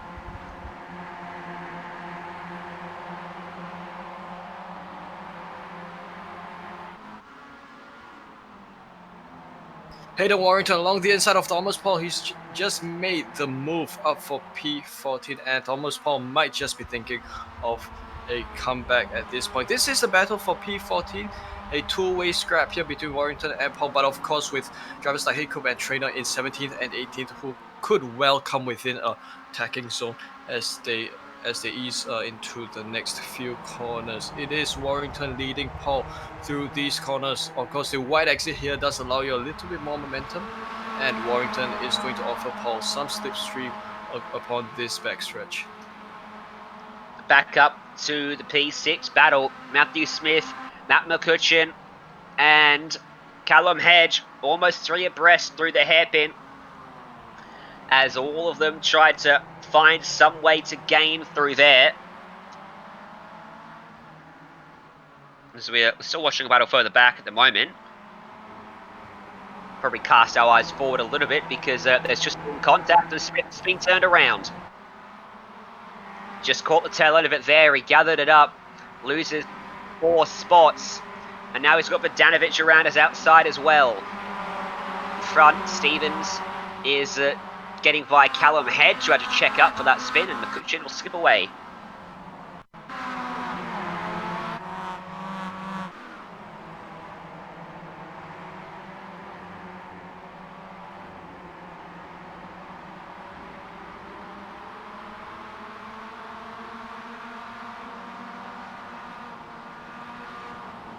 So this replay, this was a matter of a dive down the inside, and of course as Matthew Smith went around, he was going to be sitting duck for that car to kind of come into contact with him. It was very difficult for him to fight. This is a battle at P12.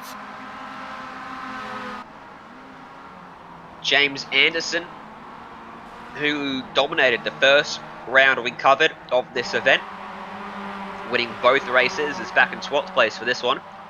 Coming under a lot of pressure now from Smith and Gockerdin.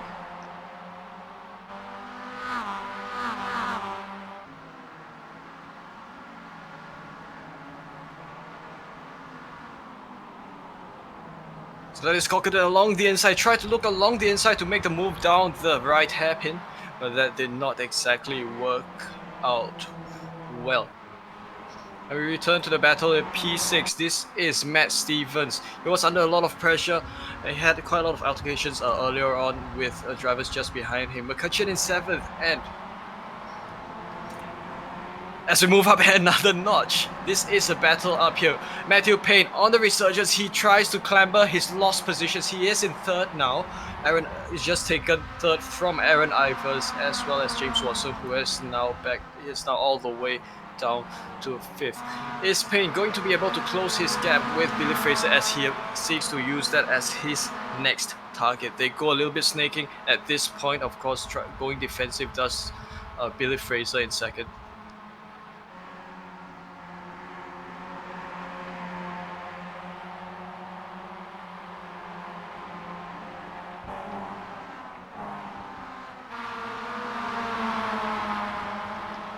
I wonder if Payne gets by Fraser, whether he's got the pace to run down Lawson.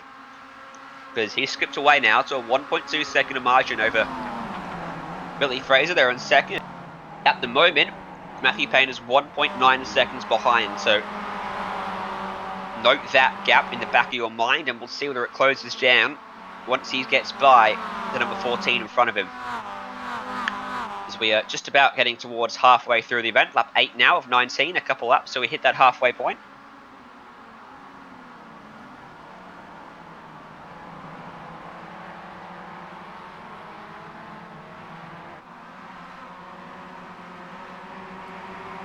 Just behind them, Vodanovic is all over the back bumper of Callum Hedge, pushing him through turns 6 and 7. And oh, that's a slide for Vodanovic as he came out of turn 7. Now he covers the inside for 8, and Hedge is giving him a big hurry up. And they go side by side, they make contact. Vodanovic still can't find a way by. And Sam Dunstall is going to get himself involved in this now. Trying to go through the middle, somehow he found a gap, and Hedge will spot.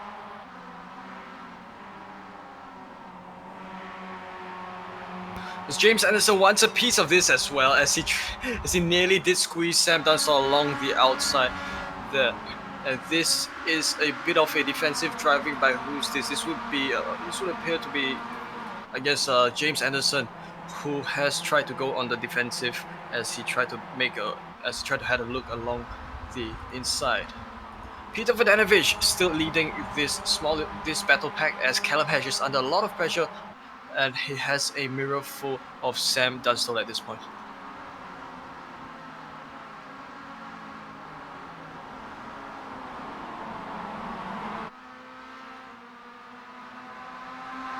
Matthew Payne has regained already. He has climbed back his positions. He's back to P2 where he was the most comfortable earlier on. He goes along the defensive, takes along the inside, but I think it's just a matter of fact that Aaron Ivers and Billy Fraser had the pace to just snowball it through Payne. He returns, he drops down to P4, and he has to regain his lost positions. He's currently sitting behind Billy Fraser as he comes upon the final few corners.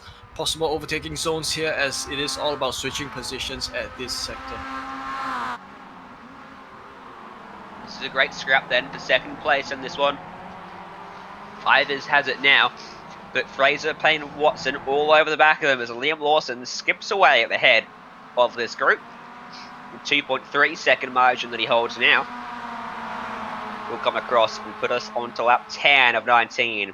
For this race. Race 2 still to come just after this. Will invert the top 10 for the starting order for that second race, which means Lawson might be coming from the outside area of the top 10 once again. Here comes Payne up the inside of Fraser.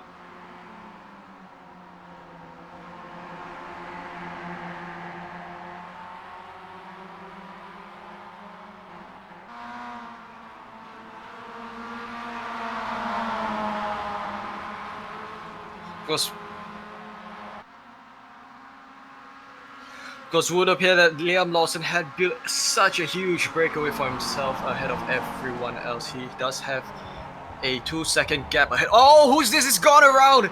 It is Payne, who has made a little bit of mistake upon the entry of this right-hander, and this was enough to make him unstable. And it is all hard work undone for him as he has gone down to P30. This is the replay. He just got the faintest of touches from Fraser on the entry to the corner. He went around, couldn't save it.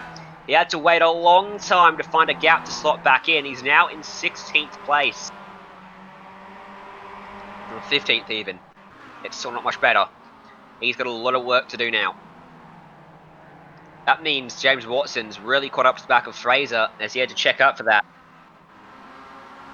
And he's all over him into turn number 8. Just behind is Matt Stevens too, who's doing a pretty good job.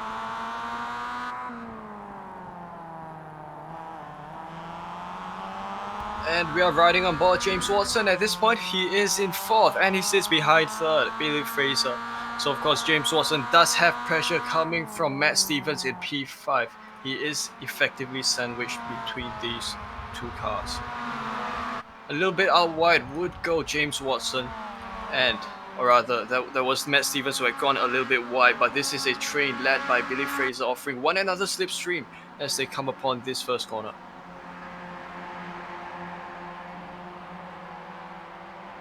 Three seconds off the race lead for Ivers, 5 seconds off for these guys, scrapping for the final step on the podium.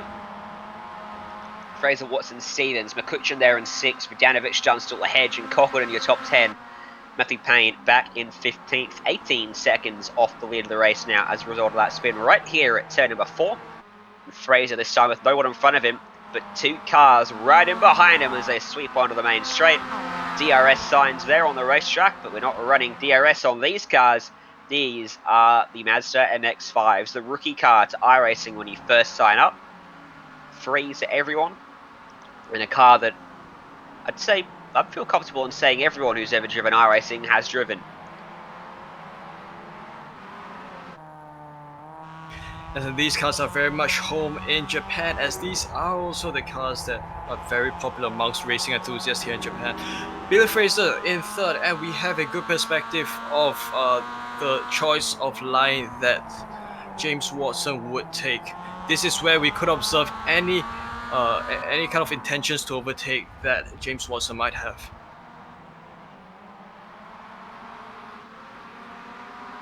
Fraser's just doing a good job at the places where it matters, as Watson did not do a good job of that at all, because that allowed Stevens up the inside. He was so slow off the exit of turn 9. Stevens was able to dive up the inside for turn 10, and through 11, he drops a couple tyres off into the gravel on the left-hand side of the racetrack. That's going to slow him down to this main straight. Watson looking to come back as Stevens edges it over, trying to defend from the number 3 machine, who gets a much better run. Look out for McCutcheon. He's joining the party now at the back of these guys.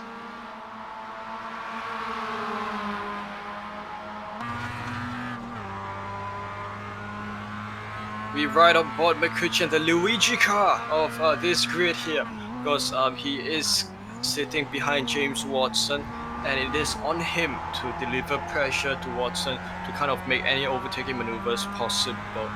This does put Watson under quite a difficult situation at this point, as he has to fend off McCutcheon and also think of making overtaking moves on Matt Stevens. They go top speed here, and at this point they might think of a move down the inside. Watson thought of it, but was not close enough to make that work.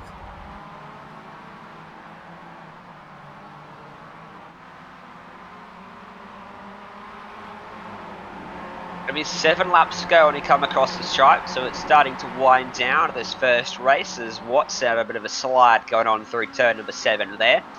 Edged Matt McCutcheon a little bit closer. No one's getting that close to their incident limit, just one car coming close to it. That's number 22 up there on the racetrack.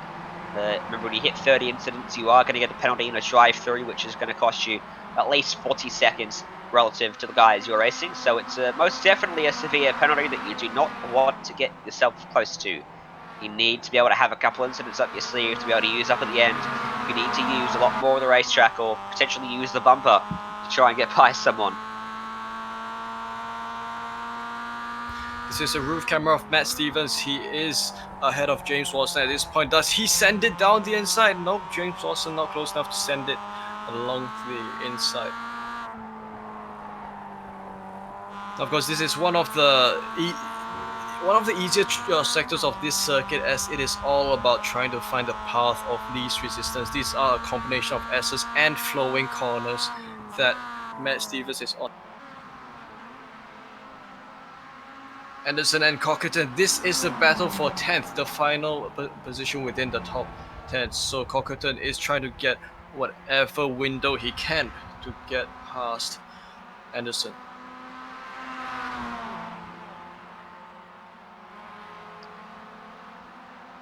Here we go.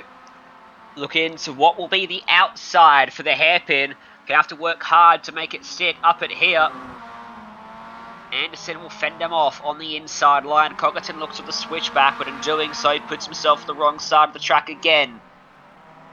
Now he goes to the over and under, but he can't quite get there for the inside line up at turn 7.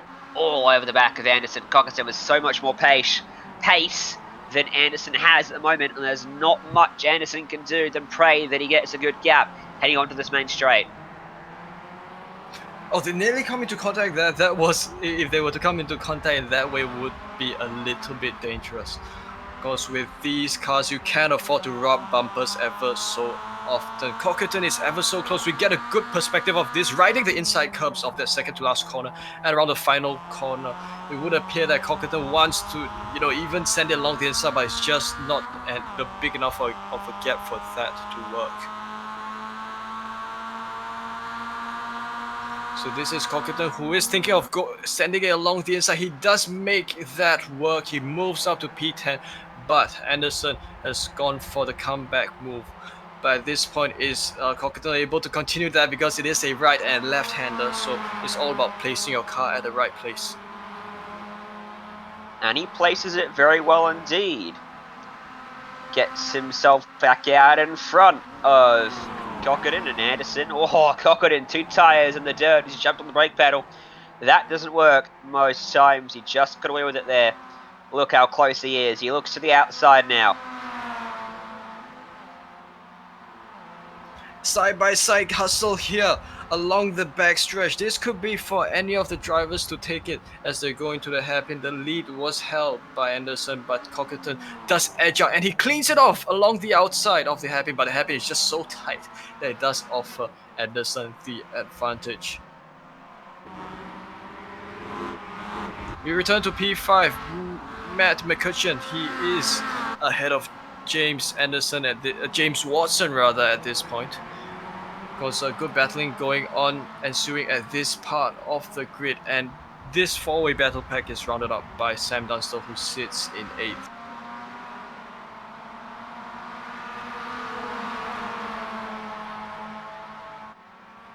Onto the main straight then, Watson trying to pull a gap big enough to break away from Vodanovic, because the toe is getting off McCutcheon won't be beneficial enough to save him from Vodanovic if he gets any closer next time by.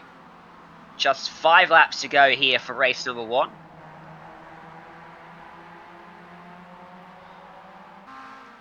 Your race leader, Liam Lawson, has a 4.7 second margin. Billy Fraser, Aaron Ivers sits in second, ahead of Billy Fraser third, then Stevens right on his back bumper, and McCutcheon rounding out the top 5 with Watson trying to pressure him for that spot. Fraser then under all sorts right now from Matt Stevens. Onto the back straight, last time by 4/10 quicker.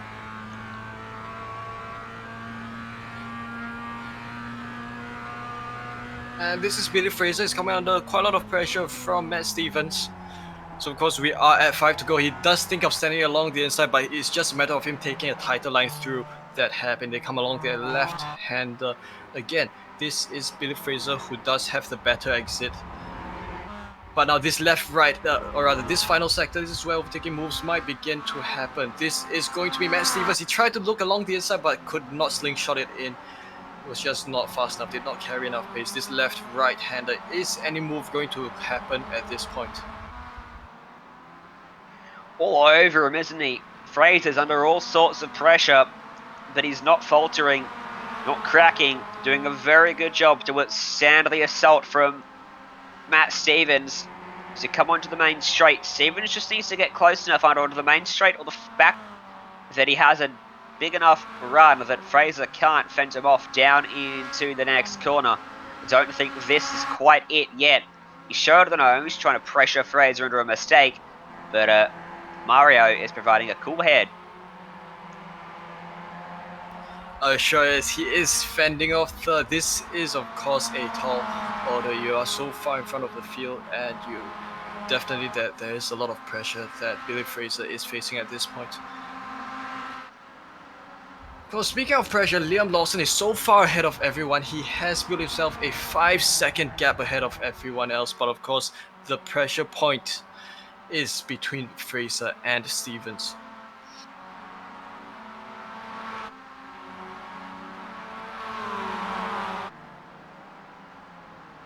Once again, back to the battle for 5th. 5th through to 8th is still being led by Matt McCutcheon, and he goes along the defensive. He opts for the inside line as James Watson does not kind of make that well. A bit of contact between what would appear to be Sam Dunstall and Peter Vodanovic.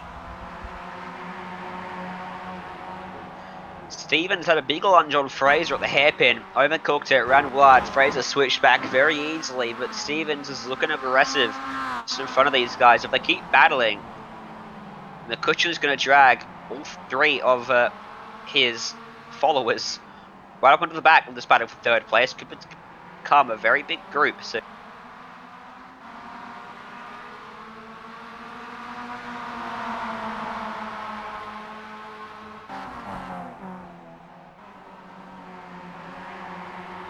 So we are in fact at 4 to go. Matt McCutcheon has a good handle on the affairs at this point.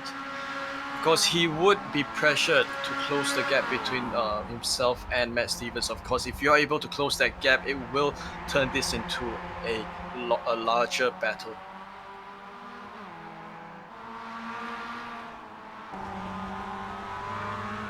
Board was Sam Dunstall, who sits in 8th place, working away at the wheel through turn 2 and through the S's. through 3 and into 4 then. You can see Vodanovic is stalking Watson, trying to find a way by him, not quite able to do it, as Watson goes a bit wide through turn 4. This is the opportunity for Vodanovic to get up the inside. They'll run wheel to wheel, almost trading pain as he tries to side draft him to slow him down. This back straight, he hasn't quite got the overlap, it doesn't look like, and he's trying to follow in the slipstream of Matt McCutcheon, who's trying to drag him with him. Sam Dunstall looks to the outside as now Watson ranges back around the outside of McCutcheon. Vodanovic up the inside, and he takes away the spot.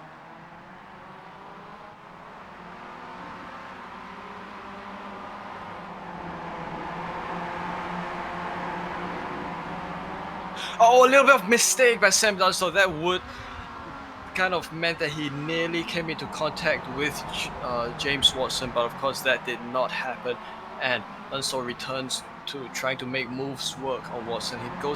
He is on the outside now, and he might be positioning himself for an over-under as he comes upon this right-hander. No, that does not happen, as Watson does have the defensive inside line. And that Stevens got by Billy Fraser as well for P3.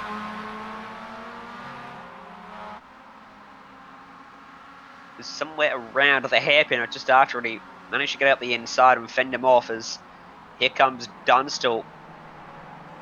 What livery is Dunstall running?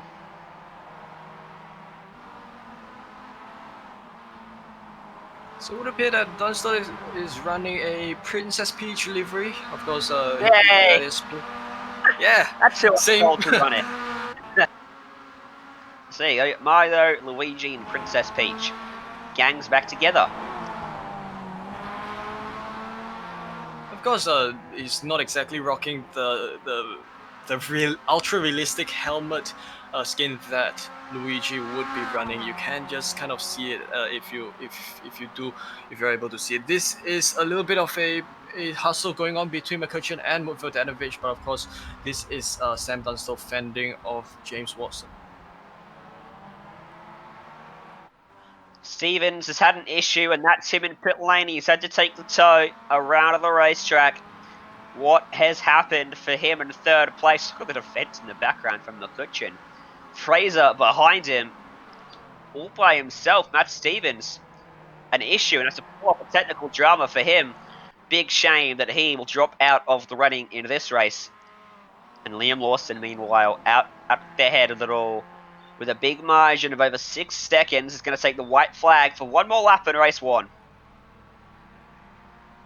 By the way, Matthew Payne's got himself into P10, so he's sitting on the provisional pole.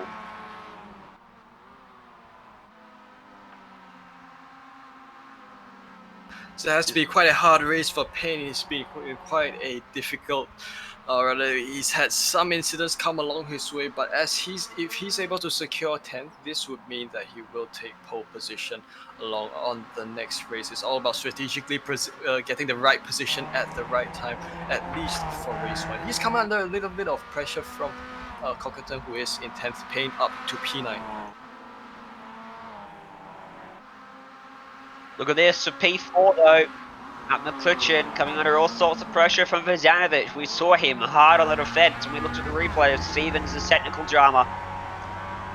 He might have to get out the blocks again down this back straight because Vodanovic is right there, and immediately McCutcheon drives it down the right-hand side of the racetrack. Vodanovic just lifted off there. He might have even missed a shift because he dropped a fair bit of time, and this is going to relieve some of the pressure to McCutcheon up into the hairpin. So Vodanovic sweeps back to the racing line.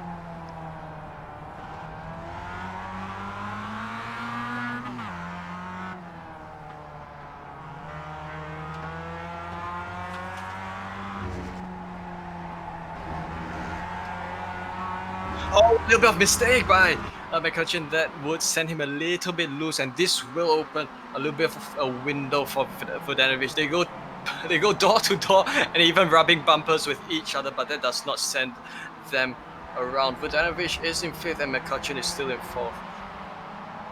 But out front, unchallenged, Liam Lawson drives through the field. He will pick up the victory in race number 1.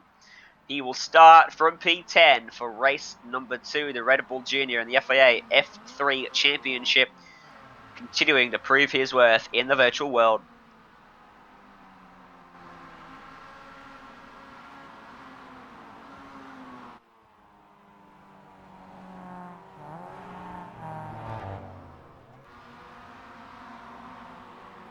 So the drivers. Let's go to a break on the Global SimRacing Channel. On the other side of this, we will have race 2 and some interviews. Stay tuned.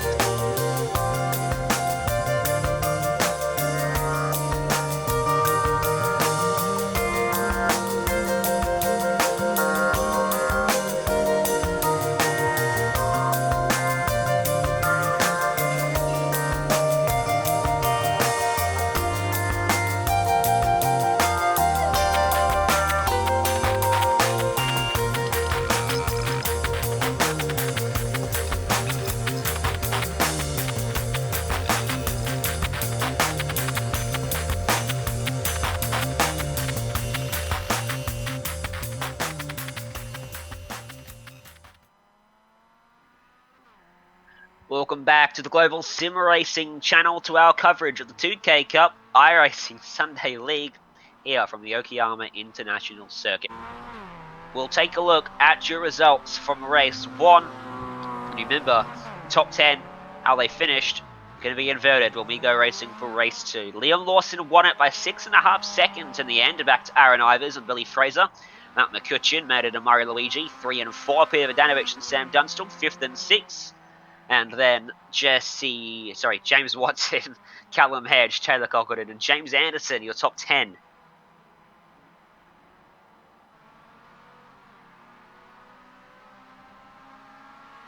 You'll see the rest results scrolling through on your screen. We're going to have a chat to one of the men responsible behind the 2K Cup iRacing League. This is Mark Mallard. Welcome to the booth.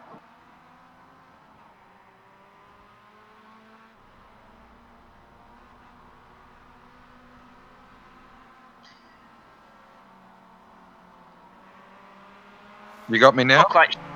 There we go. Go. How are you? Yeah, good. Sorry, I've just got a new setup and it's a different button to talk to you, so I pushed the wrong button. Sorry about that. That's all right. Welcome up here to the booth. Been a pretty good season for you. This is round 7 of 8. We've got a big event coming up next week and then the final round of the season, but it looks like everything's coming back to us in the real world. So what are the plans heading forward for the 2K Cup in virtual world?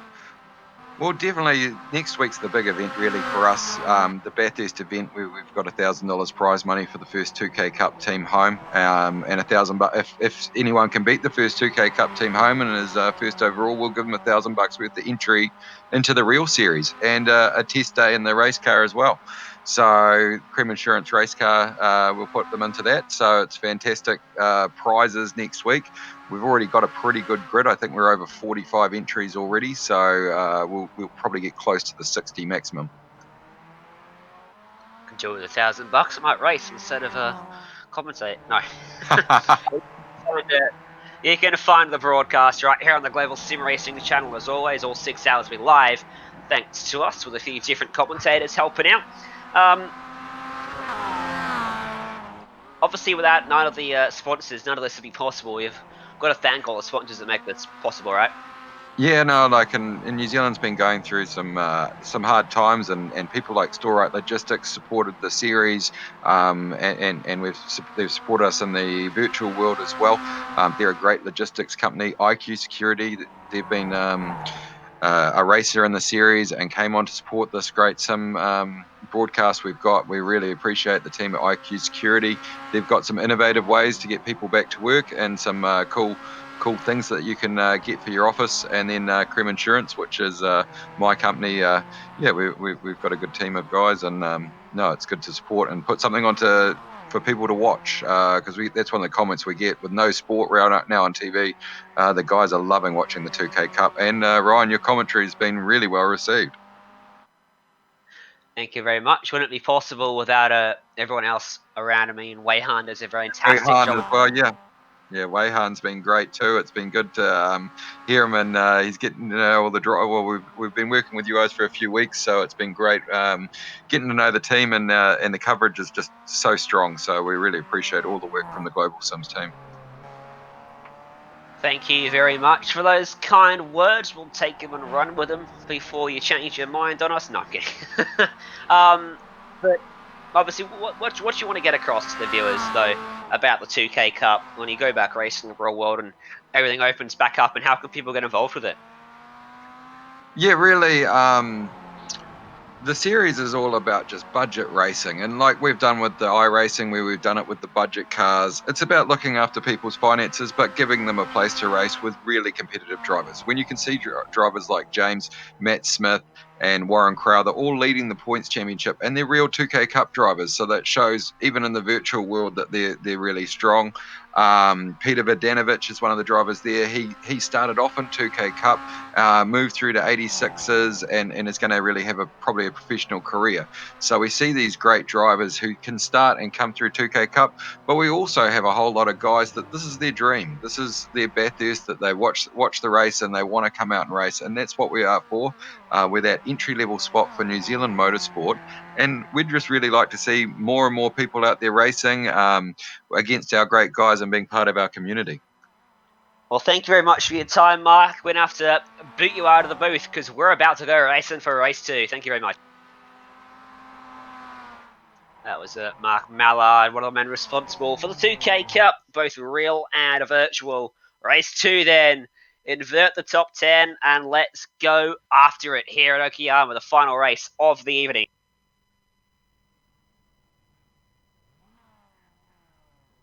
And that is the starting grid up on your screen. No, it's not.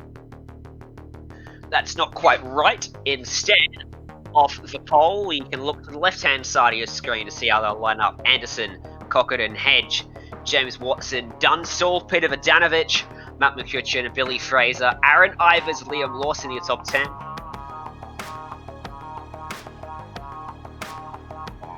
And preceding that would be Matthew Payne, Warrington Smith, Paul Trader, Haycock, Crowther, Mason, Fox, and these drivers will run out your top 20 starters. Let's get ready then. Let's go green. Let's have a fantastic conclusion to the evening here in virtual Japan at the Okayama International Circuit. Lawson and Payne raced through the field in race 1. Can they do it again?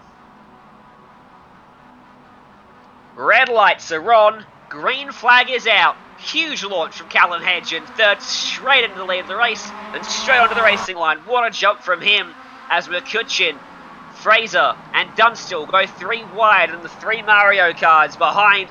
We're right in front of Liam Lawson and Matthew Payne, who are side by side. Brilliant start at this point as some cars go 2-3 wide, a little bit of out wide goes one of the wide cars that would possibly be Liam Lawson. They're a little bit wide, but at the moment Callum Hedge is your race leader. He is leading Cockerton. A little bit of contact as they come through this sector of the circuit. This is alongside each other would be James Watson and Billy Fraser. So back onto the main back straight away for the first time today. In race 2, I should say. Pretty good margin for your race leader, but behind him, it's Billy Fraser hard on the attack on the inside of Watson, who can't quite fend him off. There's contact, and somehow Fraser isn't turned around. Watson retains the inside, but loses out as Lawson's in the grass again in the background. He slots back in line behind Hayden Warrington. Sam Dunstall and Payne in front. And then it's Ivers behind McCutcheon, who's trying to attack on Watson as Payne, a big lunge on Ivers, shoves him wide. Lawson trying to follow him through on the wrong side of the track though, as Payne somehow manages to keep on gaining the spots. As this peace and calm at the pointy end of the field, it is quite a hustle along the mid-pack, starting from Matthew Payne and down towards the various other cars. Who's that who's gone around? It would appear to be that Billy Fraser's made a little bit of a mistake through the final corner, and he tries to recover his car, does a bit of reversing and rejoins the grid, but towards the opposite end of the grid. Matt McCutcheon goes for a dive on Watson, gives him a hip check. Lawson will follow through as Watson loses 2 spots there, and Dunstall out into the grass sideways in the background. And here comes Lawson around the outside of Matt McCutcheon. 4 tyres on the gravel, finds the grip and picks up another spot. So he's now behind Matthew Payne the racetrack as Watson is trying to stand one back at the inside of McCutcheon. These two, I feel, might be a race-long battle. Ivers just in behind, trying to decide who he wants to push down this main back straightaway. It'll be James Watson. Sam Dunstall thought about making it a 3-car bumping train, decides to drive on by both of them. Watson very slow down this straight. Also, with these MX5, you can afford to make use of your good old bump drafting. Is always going to always offer a little bit of an advantage. Oh, a little bit wide goes James, the pink car. A little bit of mistake, and that's going to set them back a few positions. Here's a tip. Say it confidently. The pink car is off the track. It was there you go. We're taking a look at the replay here to have a look at who it was. It was Dunstall and Watson getting hooked together, and off into the grass they went. Watson, the biggest loser of the two, he's back in 26th place now as a result of that contact, and Dunstall is in 14th, make that 13th for the big lunch on Matthew Smith at the final corner. So lap 2 complete. Up at the front, it's Callum Hedge with a half a second advantage back to Taylor Cockerdin, Peter Vodanovic, who Mark Mallard just spoke of, and then James Anderson, Matthew Payne, 4th and 5th.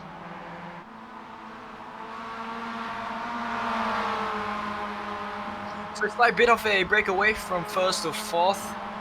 Or the first to fourth. This is a slight bit of a breakaway that these drivers have built ahead of Matthew Payne, who leads from 5th and beyond. The gap is 2 seconds, and it is a gap that Matthew has to work on closing in order to make this whole thing a contiguous top 10 large battle. This is Vodanovic behind Cockington. He is going to go for a move. He tries to make it work along the inside. This is a side-by-side run down the backstretch led by Callum Hedge. So it means that Cockington has a slight bit of advantage due to a slipstream, but line-wise, it will be Vodanovic. He cleans off and makes a move down into P2.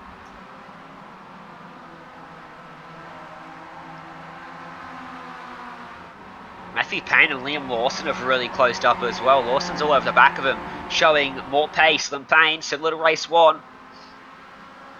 But they have not got to the front anywhere near as quickly as they did in race 1. They're still back there in 5th and 6th as Vodanovic and Cockerdin scrap it away just in front. Lawson's got around him. Did he go the long way around then? I didn't. He was up the inside.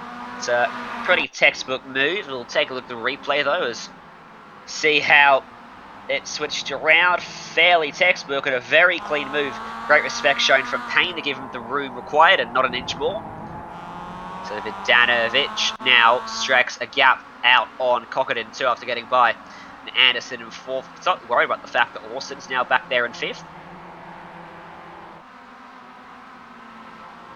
So quite a little bit of work that Lawson has to do. He does touch the outside, and that is going to hand a little bit of advantage to Matthew Payne. Of course, these two drivers are very, very good climbers. They can make their way through whatever pack that they're in.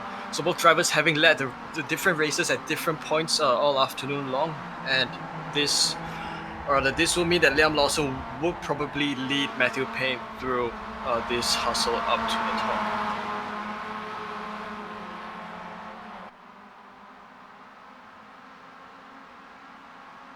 Callum Hedge has dropped down the order a little bit. He's having some technical dramas potentially. Look at that train in the background. Everyone on the inside of the racetrack as they came onto the back straightaway. And then a move for Dunstall trying to fend off that. Looks like Ivers potentially moving up the inside. He is. And then Thomas Paul just behind. Oh, a big check up there as Dunstall had a snap of oversteer on the entry. That allows Paul up the inside of Ivers. You can't really defend the outside there, and it allows him through with a slight touch as well. Good job not to hook him out of the fence, as Paul puts himself up into 10th place now. Of course, that doesn't mean much other than a top 10 position, because there is no race 3, no more inversion this evening. Lap 4 of 19 coming up to a quarter race distance to come across the line. And begin lap number 5 of this one.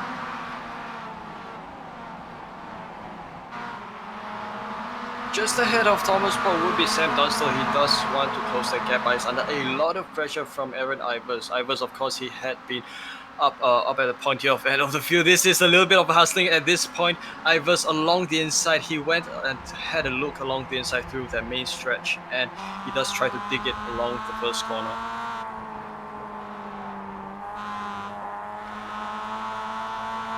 On board with Aaron Ivers, and that's Dunstall way hard in the sand trap just in front of them. Manages to rejoin without too much of a issue right in front of Thomas Paul, but he's going to be right into slipstream here. Ivers is going to get a handy double toe down this back straightaway. Watch for him to arrive at the hairpin with a whole head of steam onto the back straight. Then he will stay as squarely tucked in behind Thomas Paul as he can. Down into turn 5. Can he make the move stick? He doesn't go for it in the end. Oh, look. Thomas Paul's running a Mario livery too. It looks like Bowser, potentially. It's just more every time you look. Look at the battle with Lawson, though, and Matthew Payne just in front of them. It's erupting with James Anderson trying to fend him off, but he's going to get done by two of them here as Lawson and Payne both get up the inside through turn 10. This is Liam Lawson and Matthew Payne, who's just made the move against James Anderson. Of course, this was a good move. This means that Lawson is up to 4th, and he is position after position, just one step closer to making the move up towards the front end of the field. Lawson into 3rd, and Payne into 4th. Of course, Payne is under a bit of someone who's very keen on comeback. James Anderson, he is in 5th now. He's also under a lot of pressure from Matt McCutcheon.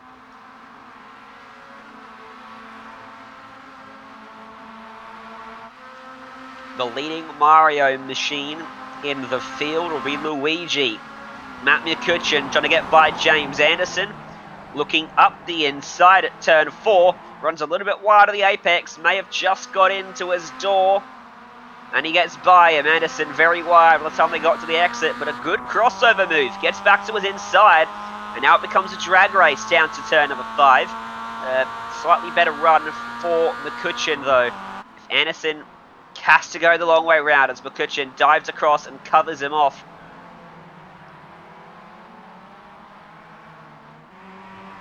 There was a bit of switching of lines there. McCutcheon does have the advantage at this point. He is in 7th, and James Anderson is in 8th. Of course, they now have a gap to close towards Matthew Payne. So Matthew Payne had been successful in kind of leaping car after car, but what is this? This is Anderson along the inside of McCutcheon. He does go for the move up to P7, but would appear that McCutcheon is perhaps on the comeback. So both drivers just briefly switch positions at that point in time, and positional-wise, Anderson does have the advantage as he goes through these series of right-handers. Big train as well forming up for P12 on the racetrack. Looks like it might be Warren Crowther, and it is. Matt Stevens, Thompson, Purley, and Haycoop in there as well. Look at that, try to shake the draft. Another 4-car train behind them too. Crowther as he runs down the main straight, fends them off ease this time by. Oh boy, look at that. That's a mess. Someone's overcooked it by a mile, way out under the sand trap. We'll keep it off the fence thanks to the abundance of runoff, but that did not work out at all. There's still 2x2 as they come through turn 2. That was Alistair Hawkins that just completely misjudged it.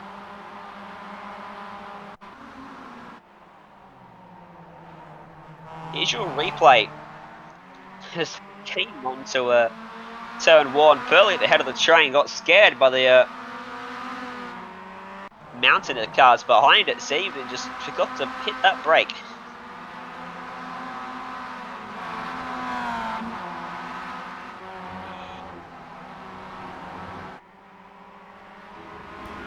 We're back with the race leader, Callum Hedge. At this point, it hasn't exactly changed too much throughout this race. Vodanovic behind him, and it is quite a feisty battle at this point. Vodanovic does want the race lead. But of course, we have Liam Lawson, a new threat for Vodanovic, and he has to be mindful of Lawson as Lawson begins to close the gap with each lap. Of course, Matthew Payne is also within this tow, so this means that as Lawson makes his moves upwards, as he inches closer towards the race leader, so will Payne.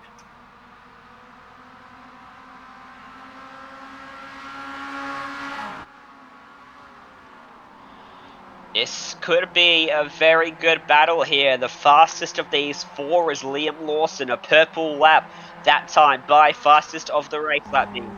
Payne is second fastest in 4th, and then Vodanovic and Hedge are going to come under a lot of pressure now from the Formula 3 driver and the KZ2 New Zealand national champion.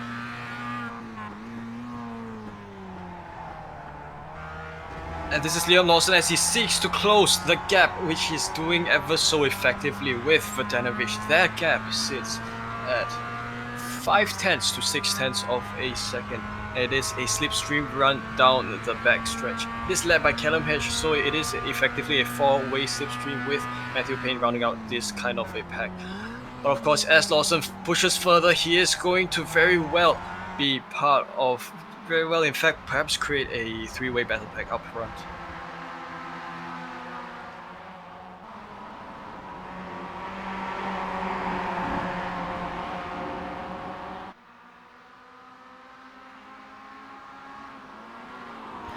A bit of a defensive line goes for Danovic. I'm sorry, Ryan.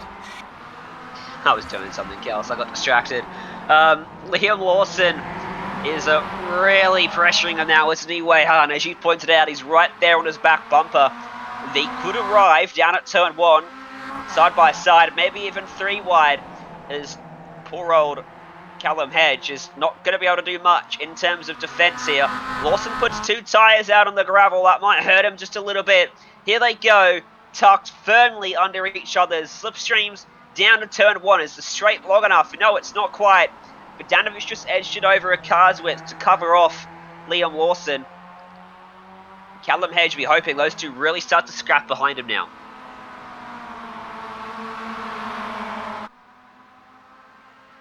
So this is Liam Lawson perhaps going to squeeze a bit of a 2 wide. This is probably going to be the first of his series of moves to kind of make his way up to second. He goes along the outside, but remember, along this corner, the outside line will offer your car a little bit more momentum. But of course, that was not exactly successful. He switches along to the inside. This is going to set himself up a good trajectory towards the right-hand hairpin. Matthew Payne does take advantage of this as well. He sits along the slipstream of Liam Lawson. This is Lawson going along the inside.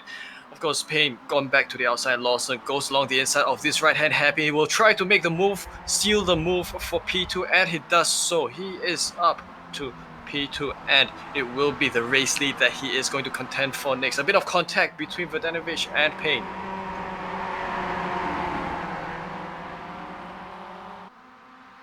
So would it be that Payne might think of breaking this up, because right now it would be Vodanovic that is sandwiching Payne and Lawson at this point? Yeah, Payne trying to get by Vodanovic before Lawson gets out into some clean air, because if that happens, he might run away with it, just like he did in race number 1. Meanwhile, Callum Hedge will be defending for his life, hoping that Payne can get up there and take away some of the pressure. Payne gets to the inside of Vodanovic through the final corner. A mistake for Vodanovic allows Payne up the inside. The Toyota 86 racer is going to have to relinquish that spot now. As Payne takes it away up into P3, he will chase down Lawson and Hedge. He'll try to get there by the back straight. Don't know if he'll have enough pace up his sleeve to do so. Vodanovic is pushing him now through the track. It would appear that Liam Lawson had increased the gap from P2 to P3 to just around a second. So we have now 2 distinct dual battles going on at this point of the field. Lawson along the inside of Callum Hedge, rather try to look along the inside of Callum Hedge. This is a side-by-side run down the backstretch once again. So this is going to be Liam Lawson gunning for the race. He has the slight bit of advantage. He has the pace here, almost trading paints there with Callum Hedge, but he will try to make it work down the happy. He makes it work. He is up to the race lead. Lawson up to the race lead, and Hedge down to P2. He seals this off, and it's up to him to defend his newfound race lead.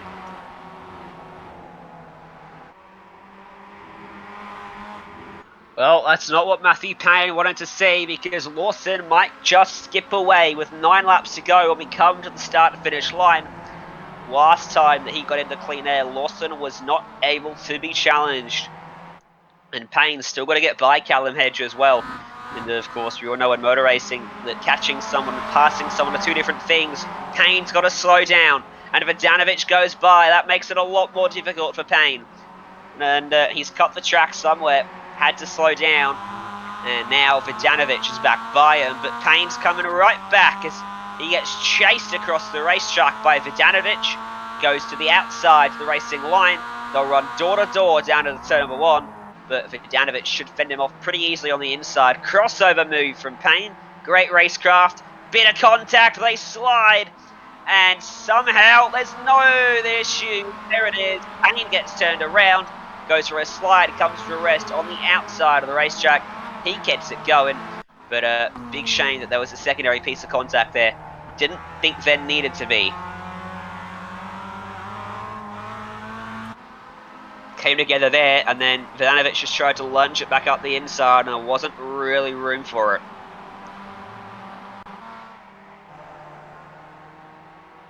So of course the outcome was not what either driver would have expected, as once again Matthew Payne does get set back a few positions. He is in 9th now. And we return to McCutcheon and Anderson. This is the battle for P4. Of course, P4 being opened up to McCutcheon that he has just advanced to. Anderson in 5th. And this is going to go on into the final sector of this circuit.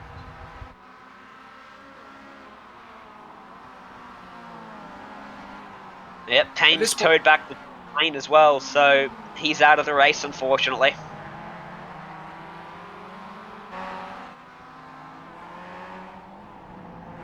Because this spells the end of contention for Matthew Payne. But of course, this also means that Liam Lawson has a race lead, and Callum Hedge is in what would appear to be 3rd or 2nd at this point. So of course, this is McCutcheon, a run down the main stretch. Anderson does sit along the slipstream of McCutcheon, but he might not be able to go for a move down the inside through turn 1.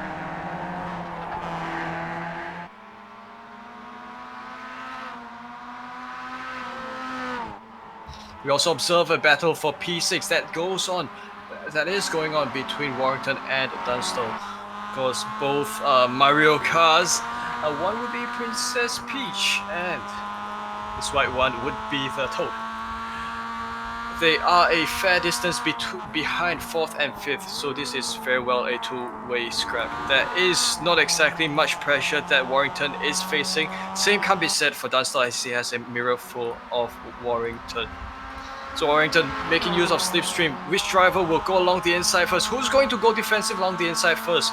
Because I think these drivers will not opt for the inside line, rather they go for the slipstream. Warrington backs off a little bit earlier as they go upon the right hairpin.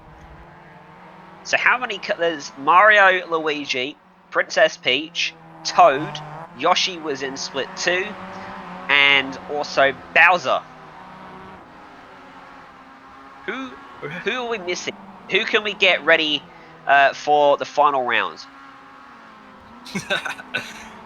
Yeah, we would have a good Mario family. You know, I think some people will just be playing Smash a little bit too much on the Nintendo Switches. Back to the battle with Anderson and McCutcheon. Likewise, battle for P4. Likewise, a two-way scrap at this point. So, of course, one of the goals that McCutcheon might have in mind is to close his gap with Vidanovic, but it will be quite difficult to do with Anderson in his rear view mirror.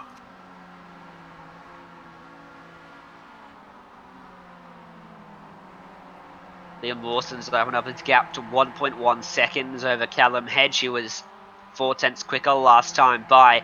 Vidanovic by himself in 3rd ahead of McCutcheon. And then comes that car of James Anderson just behind him. Last time by, he was a tenth slower than McCutcheon, so he's actually putting that gap out by just a little bit.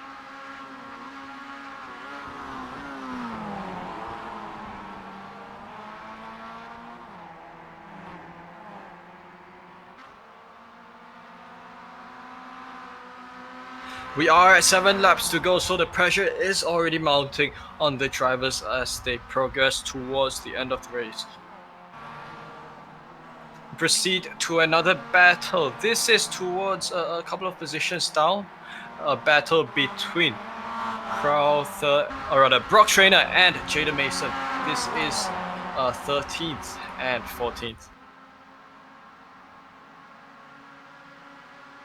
Of course, a battle going on along the foreground, but of course the focus is on Brock Trainer. Is he able to take position 13 from? It's a little bit of going a little bit deep through that hairpin, but we now move towards the battle a little bit further up here. This is Crowther in 10th.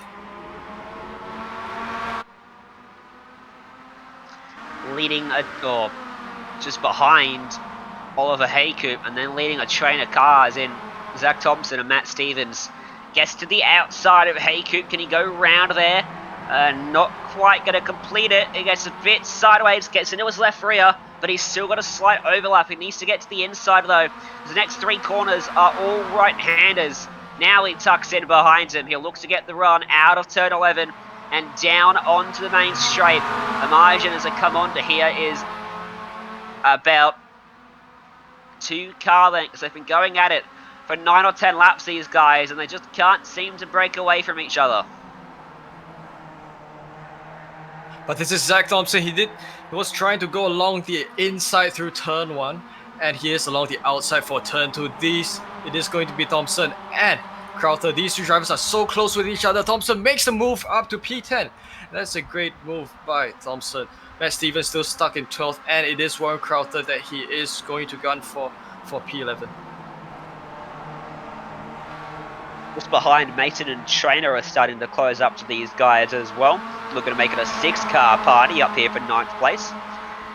Going to be under a lot of pressure now, Haycoop, because here comes Thompson with the run, with the momentum to the inside, down to the back, straight away we go.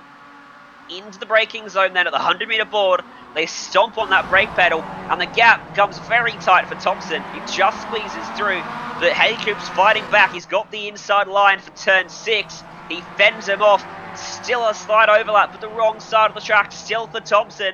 Fantastic racing. Great respect being shown as he switches over to the inside line, and this should be the move done for Thompson on the brakes, and he does finally complete it.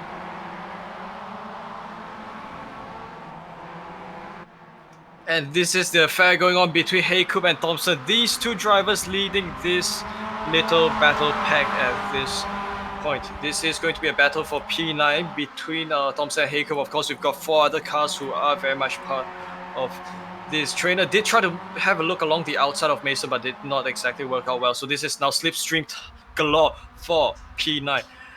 Jaden Mason along the inside, and he offers a tow for Brock Trainer, but Brock Trainer does resign to the outside line as he gets the better entry into turn 1. Just like a dive from Crowther into turn 1 from the overhead view. You saw him lunge up on the back of Haycoop and almost made contact. There's a lapped car getting out of the way. And down on the inside of the racetrack there as Mason continues to fend off the high-charging Trainer just behind this quadruple of cars. Good run for Haycoop. He's going to come back at Thompson out of turn number 4. Got a fantastic burst of speed off the exit. Here he comes. Oh, he gets into his left rear. Almost sent him sideways then. They very quickly grow further apart from each other laterally on the racetrack as he sweeps around him, cuts down in front, almost had it pulled up, but just runs wide and Thompson gets it back. And Haycoop go for it up the inside of 6. He can't. Stevens drives it around the outside of Crowther. He and Thompson both off the track, right out sideways for Thompson. Somehow, he's going to pick off Haycoop and keep that spot. It's getting a little bit more complex at this point as it is Crowther who has sent it along the inside of, or rather Mason sending it along the inside of Crowther. Or who's that? Who's a bit of contact between Haycoop and Jaden Mason, and Haycoop returns, or rather he drops down to P13. He has Trainer along his inside, and will Trainer think of a move along the inside through the final corner? Not close enough. He was close enough, but not at this very moment. That leaves Thompson and Stevens the head of the train. We'll take a look at Peter Vodanovic, and McCutcheon again, because they're battling hard for the final step on the podium, defending the inside for turn 4. McCutcheon gets all the way alongside him. He'll cut back into the inside to the apex as sliding out of turn 4 is Vodanovic, out of shape completely, and McCutcheon will draw alongside. Down the back straight they go. Anderson just in behind. Now he tucks in and gets some of that slipstream as they look to the braking zone. McCutcheon does not, unfortunately, edge out Vodanovic, so McCutcheon still sits in 4th. He's not able to get a peek down this left-hander. But he does... Oh, a little bit of mistake. He got a little bit wide there, so that's going to kind of send him a little bit further back, a little bit loose. And this means that Anderson has gain some advantage upon McCutcheon. They make contact and bang doors down the straight. Doesn't slow the momentum for Anderson enough. He's still got alongside, but McCutcheon fights back around the outside of turn number 8 and through turn 9. He holds on to that spot. Close battle between Warrington and Dunstall just behind these guys as well. Warrington's just found his way by him in front of Thomas Paul as well. Sorry, I meant Toad's just found his way by Princess as Bowser watches on, and here comes Princess Peach back up the side.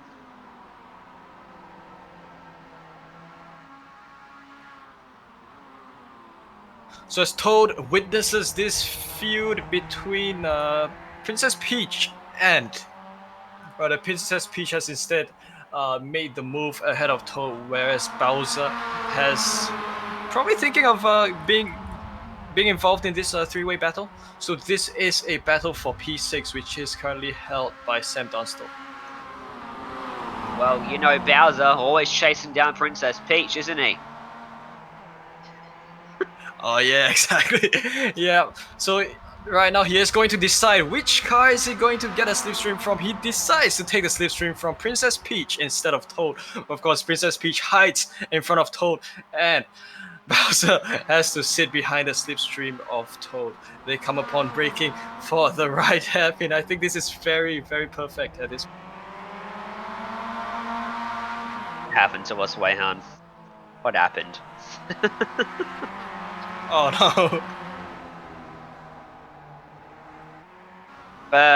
Vidanovic and McCutcheon. Oh god, it's another Mario Kart. Vidanovic still fending off McCutcheon, but here comes Anderson into the picture.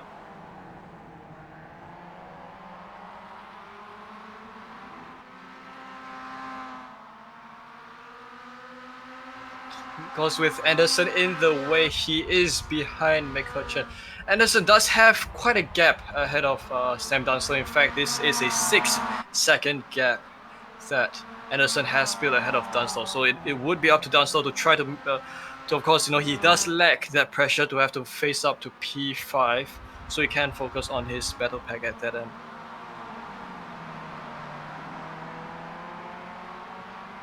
Next time by, Liam Lawson will take the white flag as well in what has been a commanding round for him, with both race victories surely locked up by this point. There's still a battle for third place for Vidanovic, McCutcheon and Anderson, and still a battle behind as well between Paul, Warrington and Dunstall. They're side by side in the turn number 4. On board with Warrington, he's on the outside of Dunstall. He tucks back in. Well, you should do, you're trying to do, but the Stacato's inside now. He finds the gap, tucks into the slipstream. Look at the extra speed he's got as he draws alongside. Down the back straight away. It's going to be a drag race now, and Thomas Paul's going to try to get involved too, it looks like, as he just tries to edge Dunstall over on the racetrack. Last of the late breakers led into the hairpin will be Dunstall, but he's too late on the brakes, and they're 3 wide for a moment. Dunstall goes to the back of them, and Warrington pops out in front.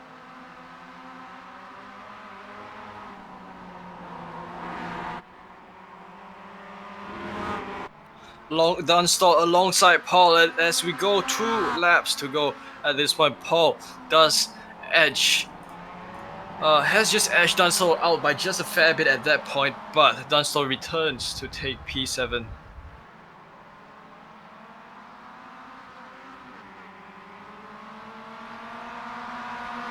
They might have finally that scrap out between themselves.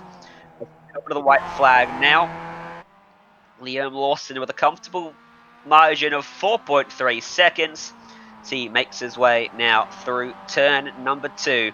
Behind Vidanovic and McCutcheon are still scrapping, and Anderson has just popped up to 3rd on the leaderboard. So he's got by, and McCutcheon's around. And is he going to rejoin? Right with his fellow kin.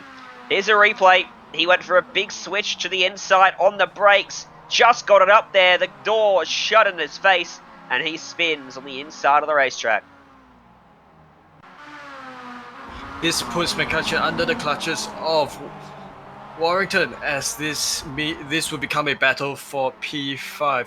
Oh, up the rear end goes Sam Dunstall up into Warrington. That was enough to just slightly unsettle Warrington, which will allow Dunstall to retake P6.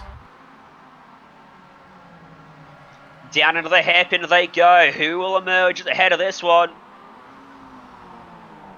It will be very tight as Warrington runs wide. Dunstall gets up the inside. Warrington's got the preferred line into turn number 6. And he gets edged out. And Thomas Paul just couldn't capitalise on it behind them. They'll continue to battle through to the final corners though, but Liam Lawson out front with a 5-second lead through turns 10 and 11. He will go back to back and he will pick up victory in race 1 and race 2. He shows off the drift through the final corner. Liam Lawson, your race winner once again at the 2K Cup. Nailed it.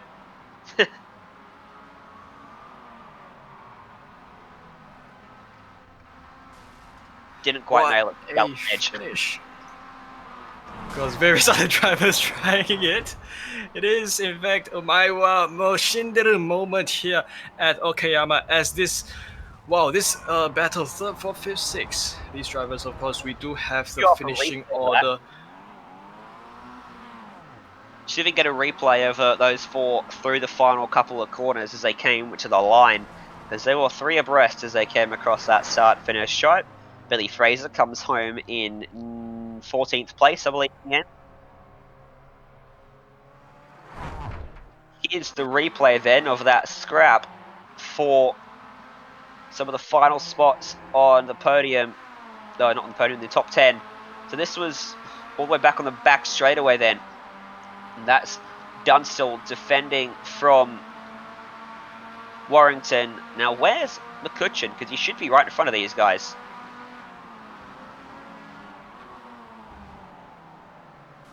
Might have gone back a little bit too far. I think we have.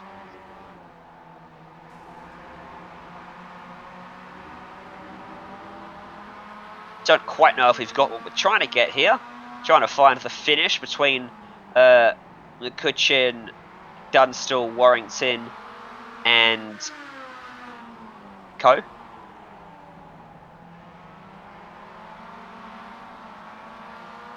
It's been lost to the abyss of iRacing, but it was very close. Here's your results then, after the break, in fact. We'll go to a break here on the Global SimRacing Channel. We'll come back with your results and some interviews.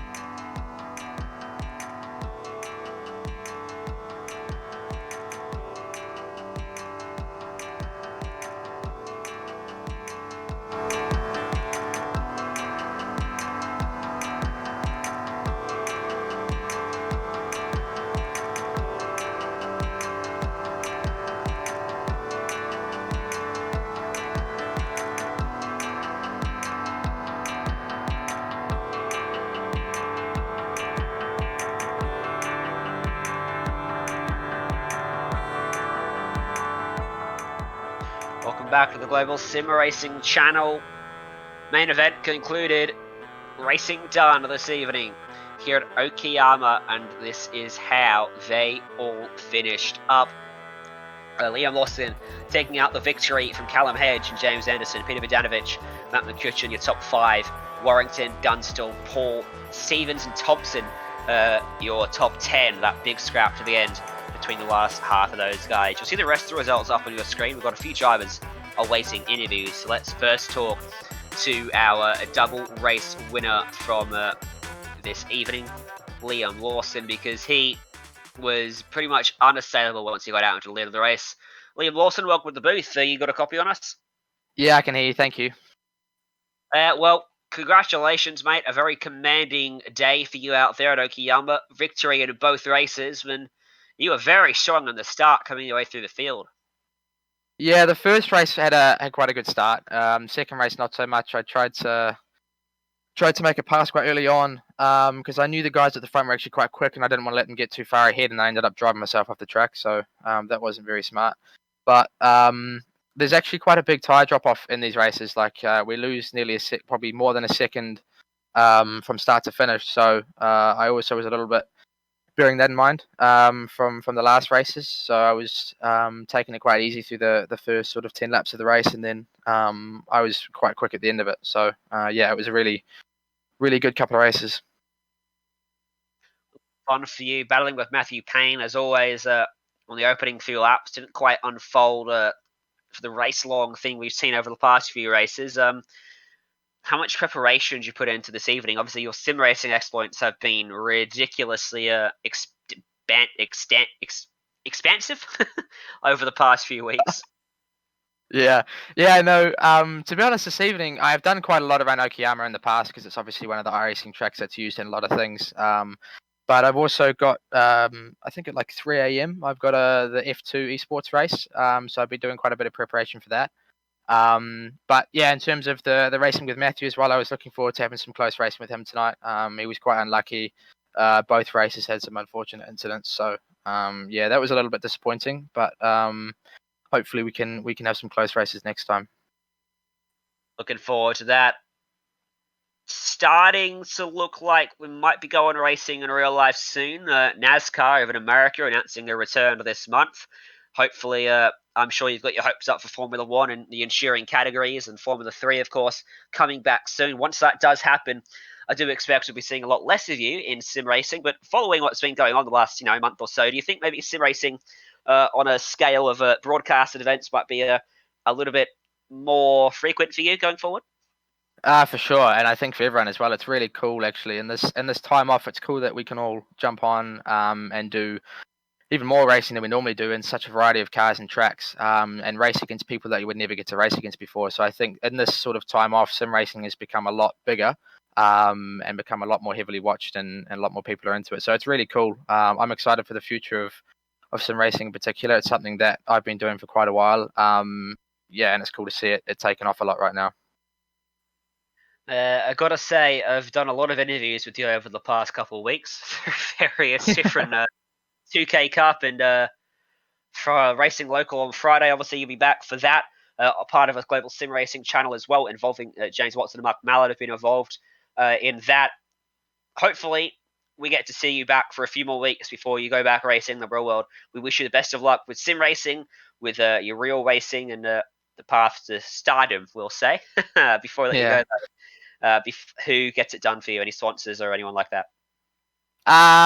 For this nothing in particular. I think it's cool in particular for everybody that races in this championship. We get such a variety of drivers. Obviously we've had Brendan and Shane in the past. I think Shane was a bit busy tonight, but he's done every single other race, which is really, really cool for so many of us that would never get to race against him. So yeah, thanks guys for having me.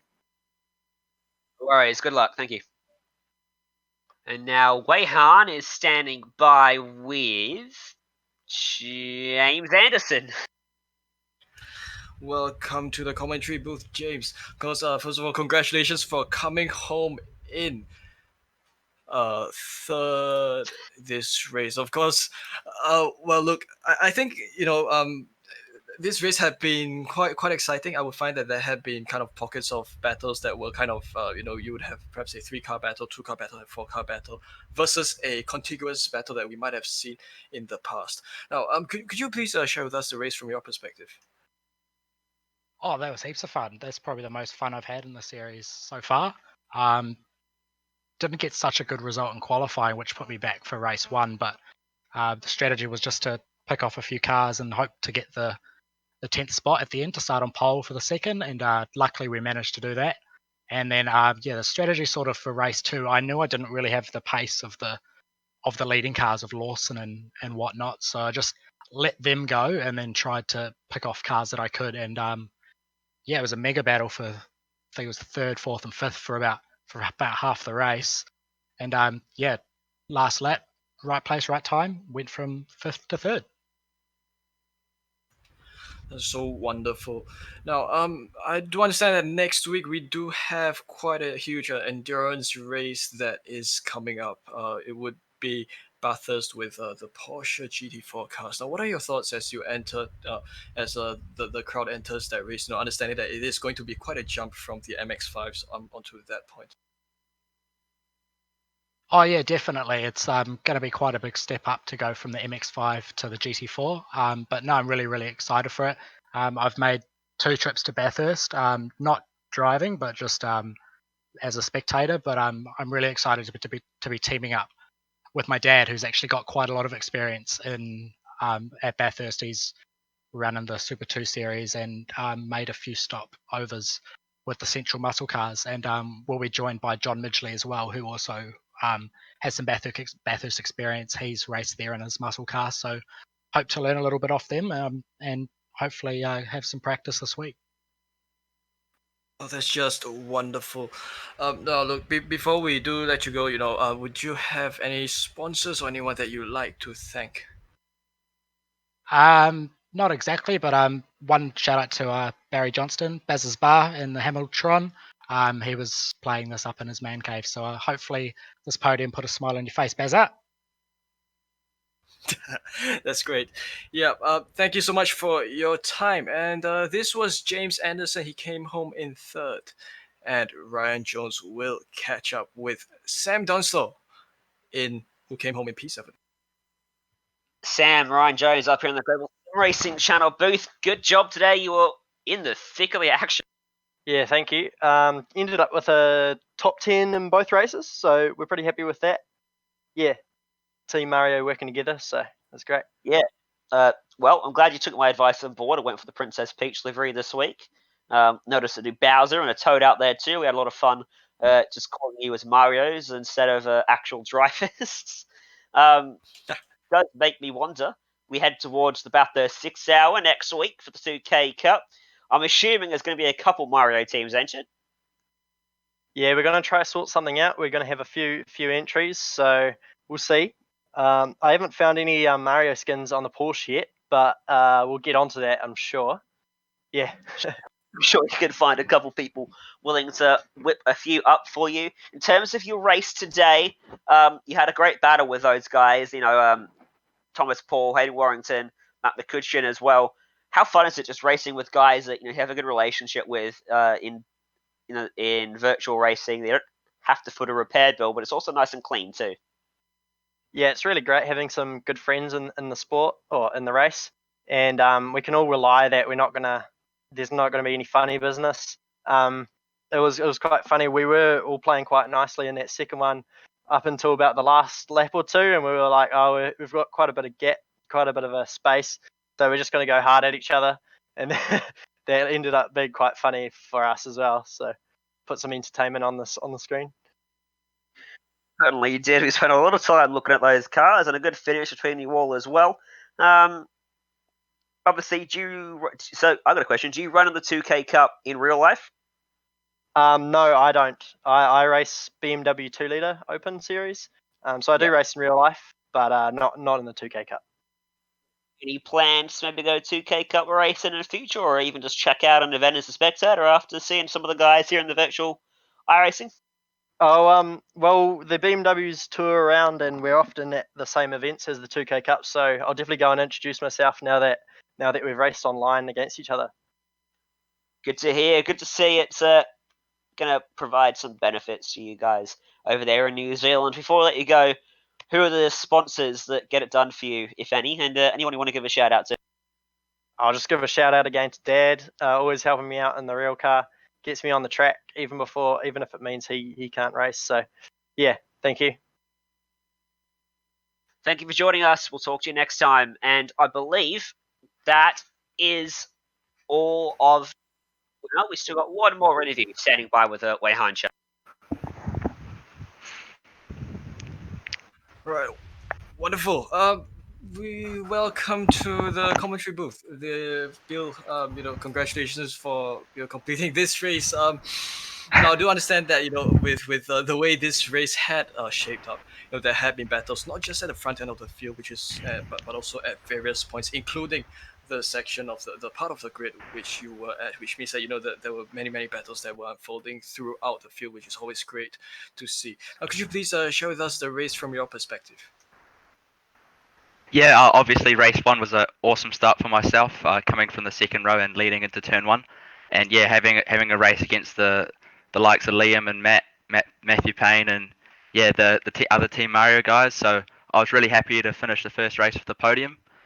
Second race started off P7, and yeah, unfortunately coming out the last turn on the first lap, I made an error and got on the throttle on the curb, and it just unsettled the rear, and yeah, I think I saw myself spinning out, and I think I lost about 30 places. So yeah, that wasn't great, but it was awesome to make my way back up through the field and have some great battles on the way. And I think in the end I finished P15, so it was a great recovery drive. Sure, it's always great that it's not always easy to make a recovery drive, but fantastic that you did just that. Now, next week we do go to Bathurst for 6 hours. Driving the Porsche GT4, so I would imagine that there will be a lot of changes. Given that, of course, with the endurance, it's going to be a team race, so perhaps a few drivers to one car, and also it's going to be quite a longer race, and you've got less breaks in between, I would imagine, for the car. At the same time, it is a different car, so I think there will be quite a jump. So, what are your thoughts entering the next this upcoming endurance race next weekend? Yeah, exactly. I think it's going to be more challenging for all the drivers, but the great thing about sim racing is we can pop from Japan back to Australia and do as many laps as we like over the next week. So yeah, it's definitely a step up, but I think all the drivers can acclimatise themselves to the cars and track, and yeah, it's going to be great racing as usual. Wonderful. Yeah. Before we end the interview, would there be any sponsors or anyone that you'd like to thank for your race tonight? Yeah, I'd just like to thank everyone for the great racing tonight. It's yeah, it's pretty special to get these great numbers at events like this. So yeah, thanks, and I'm really looking forward to next time. Wonderful. Thank you so much, Bill, for your time. This has been Billy Fraser. He came home in P14 and he had put up quite a good show at various points of the race for all of us. He certainly did, and with that, it's going to take us towards the end of our broadcast. Thank you to the sponsors, Store Right Logistics, Cream Insurance, and IQ Security for their support of the series, and James Watson, Mark Mallard, and everyone at 2K Cup for bringing this to you here on iRacing. Of course, wouldn't be possible without the companies that help us out with the software that we use to produce these broadcasts, as well as Stuart Londo, who provides our music. You can see the screen and how you can get a hold of all of those people. You can follow us on social media as well at GSR Channel on Twitter, Facebook at Global SimRacing Channel, and Instagram at GSRC_Graham. Make sure you check those out so you can see some extra stuff with all the action and you won't miss any of the races either. Plus, subscribe to us on YouTube so you get notified every time you get a broadcast up. Next week, we go racing at Bathurst for 6 hours in the Porsche. Going to be a fun race, that one. And then plenty more broadcasts on the screen. But coming up before that as well for various other series across the planet. But for tonight, thank you to the team with me today, Wayhard Chard and Sean Ambrose. For tonight, thank you for joining us. Race clean, race hard. We'll see you on the track.